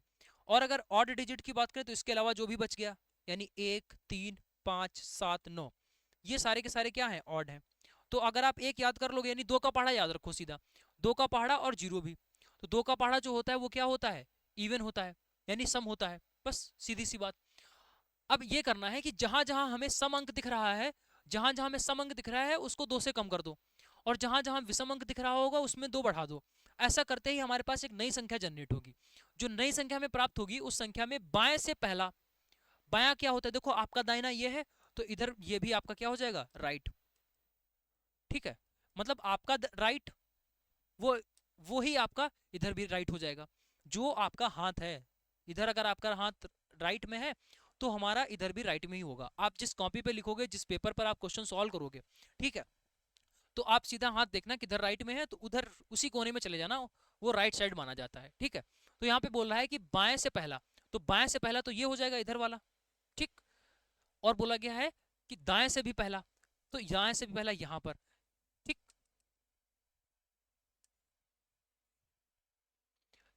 इन दोनों का योग बताना है, यानी जो नई संख्या प्राप्त होगी उसमें यहाँ पर क्या आएगा और यहाँ पर क्या आएगा, इन दोनों का योग हमें बताना है। देखो बच्चे क्या करते हैं, पूरी पूरी संख्या निकालने में लग जाते हैं, वो नहीं करना है हमें, जो पूछा गया सिर्फ उतना निकालेंगे। तो नई संख्या कैसे प्राप्त करनी है, नई संख्या प्राप्त करने के लिए हमने बताया कि विषम अंक में 2 जोड़ना है, ये सम है कि विषम, तो आपने कहा विषम है, तो 2 जोड़ देंगे इसमें। अब देखो यहाँ पर क्या है 8, ये सम है विषम, तो आपने कहा सम है, तो सम को कैसे चेंज करते हैं, 2 घटाकर, तो हम यहाँ 2 घटा देंगे, 6 हो गया। अब इन्हीं दोनों को जोड़ना था, तो जोड़ो, कितना हो गया, 7 6 13। पूरी संख्या नहीं निकालनी है, बच्चे क्या करते हैं पूरी संख्या निकालने में जुट जाते हैं, सभी में 2 जोड़ रहे हैं, कहीं में 2 घटा रहे हैं, पूरी संख्या आ गई, फिर उसके बाद में पहला देख रहे हैं, आखिरी देख रहे हैं, उसके बाद में जोड़ रहे हैं, फिर आंसर निकाल रहे हैं, वो नहीं करना है। जो पूछा गया सिर्फ उतना निकालो और आगे बढ़ जाओ, ठीक। चलिए अगले प्रश्न पर आते हैं। अगला दे रखा है नवंबर 2025 में भारत का सबसे भारी संचार उपग्रह का परीक्षण देश की सामरिक एवं संचार संबंधी महत्वाकांक्षाओं के लिए क्यों महत्वपूर्ण माना जाता है। It was the first launch, it was the reduce foreign Reliance, it serves only TV channels, ठीक है, इट रिप्लेस इंटरनेट केबल। तो यहाँ पर जो है आपके पास में राइट आंसर हो जाएगा। देखो केवल टीवी चैनल्स के लिए तो नहीं है, और ये इंटरनेट केबल्स को रिप्लेस तो नहीं कर सकता है, जो आपका इंटरनेट चल रहा है, ठीक है, जो आपका इंटरनेट चल रहा है वो पूरा सब फाइबर केबल्स ही बिछे हुए हैं, तो ऐसा तो नहीं है कि वो जो इंटरनेट केबल को रिप्लेस कर दे, तो वो नहीं हो पाएगा, ठीक है। तो यहाँ पर जो है वो नवंबर 2025 में भारत का सबसे भारी संचार उपग्रह का परीक्षण किया गया। तो देखो ये इंडिया का फर्स्ट लॉन्च भी नहीं है, इसके पहले भी बहुत सारे लॉन्च हो चुके हैं, तो यहाँ पर ये हो गया, ठीक है। इट रिड्यूसेस फॉरेन रिलायंसेस, यानी जो है ये विदेशों पर जो है आश्रित होना ये थोड़ा सा कम करेगा, ठीक है। चलिए अगला क्वेश्चन आता है पाइप और टंकी। पाइप ए जो है वो किसी टंकी को 20 मिनट में भर सकता है, पाइप पाइप बी उसी टंकी को 30 मिनट में भर सकता है। आज दोनों पाइप एक साथ खोल दिए जाते हैं, लेकिन रिसाव के कारण टंकी जो है वो 26 मिनट में भर पाती है। आपको ये बताना है यदि केवल रिसाव के द्वारा भरी हुई टंकी को खाली किया जाए तो पूरी तरीके से खाली होने में कितना समय लगेगा। अच्छा सबसे पहले एक बात समझो, सब कुछ साइड में करो, सीधा ये समझो कि ये 20 मिनट में भरता है पाइप ए, पाइप ए जो है वो 20 मिनट में भरता है, पाइप बी जो है वो कितने मिनट में भरता है, 30 मिनट में भरता है। हम सिर्फ इतनी लाइन ही पढ़ेंगे, यानी सिर्फ हमने पहली लाइन पकड़ी, पाइप ए 20 मिनट में भरता है, पाइप बी जो है वो 30 मिनट में भर सकता है, सिर्फ हमने क्या करा, इतनी लाइन को ही पकड़ लिया, ठीक। चलो इतनी लाइन पकड़ने के बाद में आप सीधा ये समझो, ये 20 में भरता है, ये 30 मिनट में भरता है, तो इन दोनों का एलसीएम लेंगे जो कि कितना हो जाएगा 60। तो हम ये मान लेंगे टोटल जो टंकी है, टोटल टंकी की जो कैपेसिटी है, टोटल कैपेसिटी टंकी की, ठीक है, टंकी हमारी कितनी है 60 लीटर की है, हम ये मानकर चलेंगे। ठीक, टोटल, ठीक है, टंकी कितनी है 60 लीटर की है, जो भी एलसीएम आता है वो टोटल मान लिया जाता है। अगर यहाँ पर काम की बात हो रही होती तो टोटल वर्क जो है वो एलसीएम के बराबर हो जाता है। यहाँ पाइप टंकी वाला क्वेश्चन है, तो जो एलसीएम होगा वो टोटल टंकी की कैपेसिटी के बराबर हो जाएगा, यानी टंकी हमारे पास 60 लीटर की है। ठीक, अब क्या करते हैं, हम भाग करना स्टार्ट करते हैं, भाग करते हैं, यानी 60 में सबसे पहले 20 का भाग लगाएंगे। यहाँ पर आ जाता है 3, तो 3 लिख देंगे, इसका मतलब है ए की जो स्पीड है वो 3 आ गई। ठीक है, यानी स्पीड का मतलब यहाँ पर कैपेसिटी से हो जाएगा। ठीक है, कि ए जो है वो 3 की कैपेसिटी से भरता है, और यहाँ पर जो है इसकी कैपेसिटी 2 हो गई। ठीक, क्लियर। चलो, अब यहाँ पर आगे बोला गया, अब यहाँ पर आगे बोला गया है लेकिन रिसाव के कारण, यानी यहाँ पर एक तीसरा तीसरा बंदा भी मौजूद है। तीसरा बंदा कौन मौजूद है, ये रिसाव वाला। अगर ये मौजूद है, इस वजह से टंकी 26 मिनट में भर पा रही है। अच्छा, ये जो है 3 की स्पीड से भर रहा है, ये 2 की स्पीड से भी भर रहा है, लेकिन ये जो तीसरा रिसाव वाला है ये कुछ ना कुछ की स्पीड से जो है वो खाली कर रहा होगा। तो हम मान लेंगे ये तीसरा वाला जो है वो एक्स की स्पीड से खाली कर रहा है, ये जो है वो एक्स की स्पीड से क्या कर रहा है, खाली कर रहा है। ठीक है, अब हमेशा क्या करना होता है, हमेशा सभी की जो एफिशिएंसी है वो जुड़ जाती है। अगर भर रहा होता तो सबको जोड़ देते, लेकिन ये दोनों भर रहे हैं तो इसका मतलब है इन दोनों को जोड़ेंगे और इसकी जो कैपेसिटी है उसको घटा देंगे, यानी 5 माइनस एक्स की स्पीड से जो है यहाँ पर काम हो रहा है। और काम करना कितना है, यानी 60 लीटर भरना है पर घंटे। 5 माइनस एक्स पर घंटे जो है, पर घंटे बोल सकते हो, मिनट बोल सकते हो, जैसा भी यहाँ यूनिट चल रही होगी, यहाँ मिनट में यूनिट चल रही है, इसका मतलब है कि पर मिनट की बात हो रही है। पर मिनट ये 3 लीटर भरता है, ये पर मिनट 2 लीटर भरता है, और ये पर मिनट x लीटर खाली कर देता है। तो हमने देखा कि 1 मिनट में कितना हो जाएगा, ये 5 माइनस एक्स लीटर ही भर पाएगा। हमें भरना कितना है, 60 भरना है। तो हमेशा जो टोटल होता है, टोटल में से ये जो कैपेसिटी आती है जोड़ने घटाने के बाद में, उसको भाग कर दिया जाता है।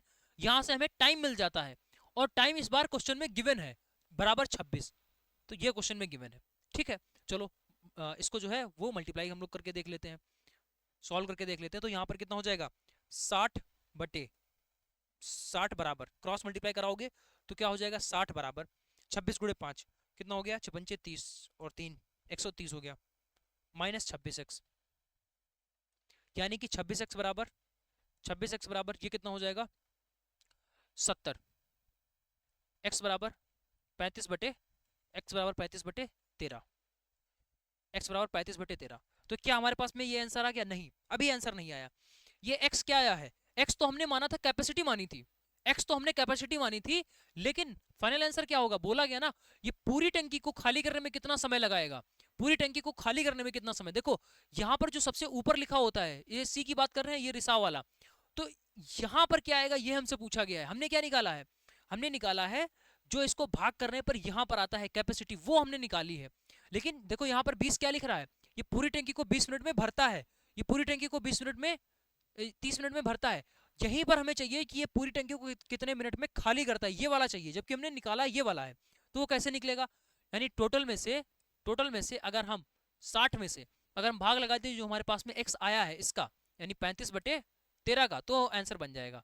देखो 60 भाग 35 बटे 13, 60 में हमें इसका भाग करना है, तो 60 भाग 35 बटे 13 ऐसे लिखेंगे, तो 60 गुणा 13 बटे 35 हो गया। इसको कट कर लेंगे, कितना हो जाएगा 15, इसको कट करेंगे 5 से, तो 12 पंचे 60, 5 सत्ते 35, यानी कि 12 गुणा 13, 12 गुणा 13 कितना हो जाएगा, ये आपका हो गया 156 बटे 7, 156 बटे 7, यानी कि हम क्या बोलेंगे 7 दूना 14, 7 दूना 14, ठीक है, और 2 22 सही 2 बटे 7, 22 सही 2 बटे 7 मिनट का समय लगेगा अगर टंकी पूरी भरी हुई है। 22 सही 2 बटे 7, यानी कि बी वाला ऑप्शन करेक्ट हो गया। अगर पूरी टंकी भरी हुई है तो वो जो रिसाव वाला छेद था उसको खाली करने में 22 सही 2 बटे 7 मिनट का समय लगेगा। आप यहाँ पर देख पा रहे होगे जो क्वेश्चन पूछे जा रहे हैं, जो हमने बोला था 3 से 4 प्रश्न, 3 से 4 जो क्वेश्चन या 2 से 3 क्वेश्चन हार्ड वाले, वो क्वेश्चन सिर्फ इस वजह से हार्ड है क्योंकि यहाँ पर डेटा उल्टा हमें निकालना पड़ रहा है। अगर यहाँ पर ये दे रखा होता क्वेश्चन में कि सी इतनी देर में खाली कर देता है, तब तो ये क्वेश्चन एक सीधा बोल सकते थे कि ये 15 से 20 सेकंड में हो जाता। जैसा कि हमने वो कंपाउंड इंटरेस्ट वाला क्वेश्चन किया था, जिसमें सीधा पावर और जो गिवन टाइम होता है उसकी मल्टीप्लाई करानी होती है, आंसर बन जाता है। वहां पर भी उसने क्या किया था, उल्टा पूछा था। वही सेम क्वेश्चन है, बस कॉन्सेप्ट उसने उल्टा कर दिया। इसमें भी वही चीज है, वही सेम क्वेश्चन है, बस अब की बार जो हम लोग निकालते थे वो क्वेश्चन में दे दिया गया है, ठीक है, और जो क्वेश्चन में दिया हुआ करता था वो हमें निकालना पड़ रहा है, ठीक है। जिस वजह से ये क्वेश्चन थोड़ा सा लेंदी आपको देखने को मिल रहा है। इसका मतलब ये हुआ कि हमें कॉन्सेप्चुअल नॉलेज और थोड़ी डीप नॉलेज हमें अच्छी तरीके से पता होनी चाहिए, तभी हम इन क्वेश्चंस को कर पाएंगे। चलिए, अगला जो क्वेश्चन आपका दे रखा है, ये काहे का क्वेश्चन है, ये आपका रैंकिंग का प्रश्न है। A B C D E F G, ये हमारे पास में 7 लोग हैं, ठीक है, एक पंक्ति में बैठे हुए हैं 7 लोग, 1 2 3 4 5 6 और 7 लोग एक पंक्ति में बैठे हुए हैं, ठीक है। चलो, बोल रहा है एफ के दाईं ओर, एफ के दाईं ओर, एफ के दाईं ओर केवल 3 व्यक्ति बैठे हुए हैं। देखो बायां दायां आप समझ लीजिए, कहीं पर भी ये पर्सन है तो इसके दायां का मतलब आपका दायां, ठीक है, तो ये इसका राइट हो जाएगा, और इस पर्सन का लेफ्ट कहां होगा, इस साइड में। तो ये बात क्लियर होनी चाहिए। बोल रहा है ना एफ के बाई में, एफ के दाएं ओर केवल 3 व्यक्ति हैं, तो यहां पर अगर हम एफ को बिठा दें, अगर हम एफ को अगर हम यहां पर बिठा दें, तो एफ का दायां मतलब इधर, तो सिर्फ 3 लोगों की ही सीट बच गई ना। तो हमें ऐसे बिठाना होगा सभी को लॉजिक लगाकर। बोल रहा है कि एफ के दाईं ओर सिर्फ 3 लोग होने चाहिए, तो एफ के दाईं ओर सिर्फ 3 ही दिख रहे हैं, इसका मतलब एफ की सीट यहां पर होगी। चलो आगे देखते, बोला गया है जी और सी के बीच में केवल 4 व्यक्ति बैठे हुए हैं, जी और सी के बीच में केवल 4 व्यक्ति बैठे हुए हैं, तथा इनमें से कोई भी सबसे बाएं छोर पर नहीं है। सबसे बाएं छोर पर जी और सी में से कोई भी नहीं है, और जी और सी के बीच में 4 व्यक्ति बैठे हुए हैं। यानी अगर हम सी को यहां पर बिठा दें तो इसके बीच में 4 लोग होने चाहिए, 1 2 3 4, जी यहां पर हो गया। क्या ये सही है? बोल रहा है ना सबसे बाएं छोर पर कोई नहीं होना चाहिए, तो क्या ये सबसे बायां है? नहीं भाई, ये सबसे दायां है, बोला था ना, राइट आपका ये है, तो ये सबसे दायां छोर है, तो यहां पर कोई नहीं होना चाहिए, इस वाले प्लेस पर कोई नहीं होना चाहिए, जैसा कि उसने बोला है कि बाएं छोर पर कोई नहीं होना चाहिए, तो बाएं छोर पर इसको कट करेंगे, यहां पर कोई नहीं होगा। भाई बायां छोर, सबसे बायां, ये हो गया, ठीक, लेफ्ट वाला। तो जी और सी, क्या आप सही है? जी और सी के बीच में 1 2 3 4 सीटें हो गई, बिल्कुल ठीक। चलो आगे बढ़ते हैं। बोला गया है ए बी के ठीक बाईं ओर बैठा हुआ है, तो ए बी के ठीक बाईं ओर मतलब कि हमें यहाँ पर ए और बी को पास पास बिठाना है। देखो यहाँ पर ए की जगह है, इसके बाद जी बैठा हुआ है, यहाँ पर भी ए को नहीं बिठा सकते, क्यों? क्योंकि बी की जगह नहीं बची हुई है। सपोज ऐसा मान लेते हैं ना ए और बी कपल है, दोनों जहां बैठेंगे साथ में बैठेंगे, ऐसा हम समझ लेते हैं। कहां पर आप बिठा सकते हो? इनको बिठा सकते हो क्या? नहीं। अब ये तो ऑलरेडी यहाँ पे बैठा हुआ, कैसे बिठा सकते हो? अब देखो कहां पर ऐसी जगह है जहां पर ए और बी पास पास बैठ सकते हैं, तो आपने कहा सिर्फ यही 2 सीटें हैं, 2 लगातार सीटें यहीं पर खाली है, यहीं पर हम ए और बी को बिठा सकते हैं। लेकिन किधर ए बैठेगा किधर बी बैठेगा ये भी तो देखना है। बोल रहा है ना ए जो है वो बी के ठीक बाएं, किसके बाएं? बी के बायां, बी के बायां, ठीक है। तो अगर हम बी यहां पर बिठा दें तो बी का बायां कहां हो जाएगा? बी का बायां यानी बी का लेफ्ट ए, तो यहां पर ए हो गया, समझो। अगर यहीं पर अगर हम इसको उल्टा कर दें गलत हो जाएगा। अगर हम बी को यहां बिठा दें तो क्वेश्चन में बोल रहा है कि बी के ठीक बाएं, यानी बी का बायां तो इधर होगा, तो हमें यहाँ पर ए को बिठाना पड़ेगा, जबकि एफ पहले से बैठा हुआ है, तो इसका मतलब ये गलत हो गया। हमें यहाँ पर बी को बिठाना पड़ेगा और इसका बायां ए यहाँ पे बैठ गया, बात बन गई, ठीक। चलो आगे बोल रहा है ई और सी के बीच में केवल 3 व्यक्ति बैठे हुए हैं, ई और सी के बीच, तो यहाँ पर देखो सी ए हो गया, एक व्यक्ति, 2 व्यक्ति, 3 व्यक्ति, 4, तो इसका मतलब है ई और सी के व्यक्ति, ई और सी के बीच में सिर्फ 3 बिठाने हैं, तो ई और सी के बीच में 3 हो गए। यहाँ पर चौथी जगह पर हमने ई को सेट कर दिया, बात क्लियर। ई और सी के बीच में सिर्फ 3 आने चाहिए, तो देखो ई को इधर तो लेकर जा नहीं सकते क्योंकि उधर सीट थोड़ी है, तो ई कहां पर रखना है? 3 लोगों को छोड़कर फिर ई को सेट कर दीजिए। अब देखो ई और सी के बीच में 1 2 3 लोग बैठे हुए हैं, ठीक। बोल रहा है कि भाई ई के दाईं ओर कितने व्यक्ति बैठे हुए हैं। अब भाई देख लो ई के दाईं ओर कितने व्यक्ति बैठे हुए हैं, तो ई हमारा यहाँ पर है, ई का दायां क्या है? ई का दायां देखो पहला व्यक्ति, ई का दायां दूसरा व्यक्ति, ये तीसरा व्यक्ति और ये चौथा व्यक्ति, तो ई के दाएं 4 व्यक्ति बैठे हुए हैं, यानी कि सी वाला ऑप्शन करेक्ट है, सी वाला ऑप्शन करेक्ट है।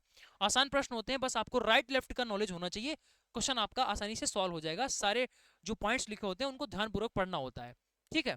चलिए अब देखते हैं यहाँ पर अगला प्रश्न दे रखा है।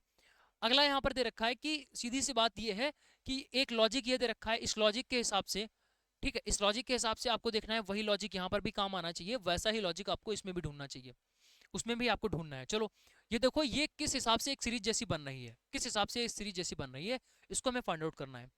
पहले शब्द वार्डन दे रखा था, वार्डन का इन्होंने कुछ बना दिया, फिर उसका भी उन्होंने कुछ बना दिया। अब हमें ये ढूंढना है कि वार्डन को ये लोग किस तरीके से चेंज कर रहे हैं। चलो अब ध्यान से देखो, WARDEN, तो यहाँ पर WARDEN, और यहाँ पर भी अगर आप देखोगे WARDEN, कहने का मतलब यह है कि शब्द तो वही है, बस उनकी जो है उनका सीक्वेंस बदल रहा है, लेटर सारे के सारे वही हैं, बस सीक्वेंस बदल रहा है। अब वो सीक्वेंस किस हिसाब से बदल रहा है ये हमें समझना पड़ेगा। चलो भाई समझते हैं। देखो सबसे पहले देखो, ये W स्टार्टिंग में था, तो स्टार्टिंग में W था पहले नंबर पर, तो ये जो है अब की बार दूसरे नंबर पर चला गया। मतलब जैसे ही हम लोग एक स्टेप में आगे बढ़ते हैं, पहले पर जो था वो दूसरे पर चला जाता है। चलो ये बात अब यहाँ देखते हैं। अब यहाँ से हम अगले स्टेप पर गए, तो ये जो दूसरे पर था ये फिर से आगे बढ़ गया, यानी तीसरे पर पहुंच गया। अब देखो जो C था वो क्या हुआ, दूसरे पर पहुंच गया, फिर से जो C था वो तीसरे पर पहुंच गया। मतलब हमने लॉजिक ये निकाल दिया कि जो लेटर है वो अगले स्टेप में आगे बढ़ जा रहा है, एक स्टेप आगे बढ़ जा रहा है। जैसे ये ए जो है वो यहाँ पर दूसरे नंबर पर है, यहाँ ये तीसरे पर चला गया, यहाँ ये चौथे पर चला गया। ऐसे ही ओ जो है यहाँ दूसरे पर है, ये तीसरे पर चला गया, यहाँ ये चौथे पर चला गया। मतलब हमें समझ में आ गया, लॉजिक ये है कि शब्द हर बार हर स्टेज में एक एक स्टेप आगे बढ़ रहे हैं। चलो यही लॉजिक यहाँ ढूंढते हैं। देखो ओ था पहले नंबर पर, तो ये दूसरे नंबर पर होना चाहिए, ठीक है। ये तीसरे नंबर पर अब की बार आना चाहिए था, यहाँ पर ओ होना चाहिए, यहाँ पर नहीं दे रखा है, इसका मतलब ये ऑप्शन गलत हो गया। इसको देखते हैं, ये ओ है पहले नंबर पर, ये यहाँ पर दूसरे नंबर पर ओ होना चाहिए, यहाँ पर तीसरे नंबर पर ओ होना चाहिए, है अच्छी बात है। देखो बी को देखो, बी पहले नंबर पर है, सॉरी बी यहाँ पर दूसरे नंबर पर है, अब की बार ये तीसरे नंबर पर होना चाहिए, है। अब की बार चौथे नंबर पर होना चाहिए, है, ठीक। जे को देखते हैं, पहले नंबर, सॉरी जे जो है यहाँ तीसरे नंबर पर है, इस बार चौथे नंबर पर होना चाहिए, तो यहाँ पर चौथे नंबर पर क्या है, ई है, इसका मतलब है ये भी गलत हो गया। लॉजिक समझो, जिसकी जो पोजीशन है अगली स्टेज में पोजीशन एक स्टेप बढ़ रही है। देखो यहाँ पर ओ है पहले नंबर पर, यहाँ दूसरे नंबर पर, यहाँ पर ओ तीसरे नंबर पर होना चाहिए था। तीन गलत है, चौथा ऑटोमेटिक सही हो जाएगा, बाकी आप चेक कर सकते हो, कोई दिक्कत वाली बात नहीं है। ओ पहले नंबर पर, यहाँ दूसरे पर, यहाँ तीसरे पर, बी दूसरे पर, यहाँ तीसरे पर, चौथे पर, ये जे तीसरे पर, यहाँ पर देखो चौथे पर, यहाँ पर जे पांचवें पर, ये देखो ई चौथे पर, यहाँ पांचवें पर, और यहाँ पर छठवें पर, ठीक। सी देखो, सी यहाँ पर क्या है, सी जो है पांचवें पर, यहाँ पर सी छठवें पर, अगली बार सी सातवां तो है नहीं, सीधा पहले पर फिर से पहुंच जाएगा। समझ में आ गई बात, तीन गलत है, चौथा ऑटोमेटिक सही हो जाएगा। ये लॉजिक यहाँ पर चल रहा था। चलिए आगे बढ़ते हैं। क्वेश्चन नंबर 29, नवंबर 2025 में आयोजित होने वाली डेविड कप का जो फाइनल है 2025, ये कहाँ पर हुआ था। तो डेविड कप जो है वो आपका इटली में हुआ, ठीक है। डेविड कप कहाँ हुआ था, इटली में। चलिए नेक्स्ट, इस क्वेश्चन लास्ट में आ चुके हैं। एक क्वेश्चन हमने कमेंट के लिए आपको दिया था, उसका आंसर आप लोग बताइएगा। दूसरा क्वेश्चन आप लोगों के लिए दे रहे हैं, जिसका आंसर भी आपको कमेंट करके ही बताना है। दूसरा क्वेश्चन है आर्टिकल 17 क्या है, आर्टिकल 17 क्या है, और आर्टिकल 52 में क्या दे रखा है, ठीक है। अब एक और जो है सजेशन आप लोगों से यहाँ पर मांग रहे हैं कि हम जो है वो पॉलिटी, क्योंकि कुछ बच्चों की क्वेरी आई थी कि सर जो है वो पॉलिटी का एक स्पेशल क्लास लगा दीजिए, पॉलिटी पर क्वेश्चन जरूर 2 से 3 पूछे जा रहे हैं, ठीक है। तो पॉलिटी के लिए एक complete one shot special for polity one shot, अगर आप भी इसके लिए एक्साइटेड हो तो कमेंट करिएगा, वैसे हम इस पर विचार करेंगे और इसकी जो है क्लास जो है वो रेडी करवाएंगे, ठीक है। तो अगर आपको पॉलिटी के लिए चाहिए तो सिर्फ आप यस जरूर करेंगे, ठीक है। पॉलिटी के लिए अगर आप वन शॉट चाहिए तो आप यस जरूर करेंगे, और ये 2 क्वेश्चंस का आंसर आप लोग कमेंट करके बताइएगा, 2 क्वेश्चंस का आंसर आप लोग कमेंट करके बताइएगा।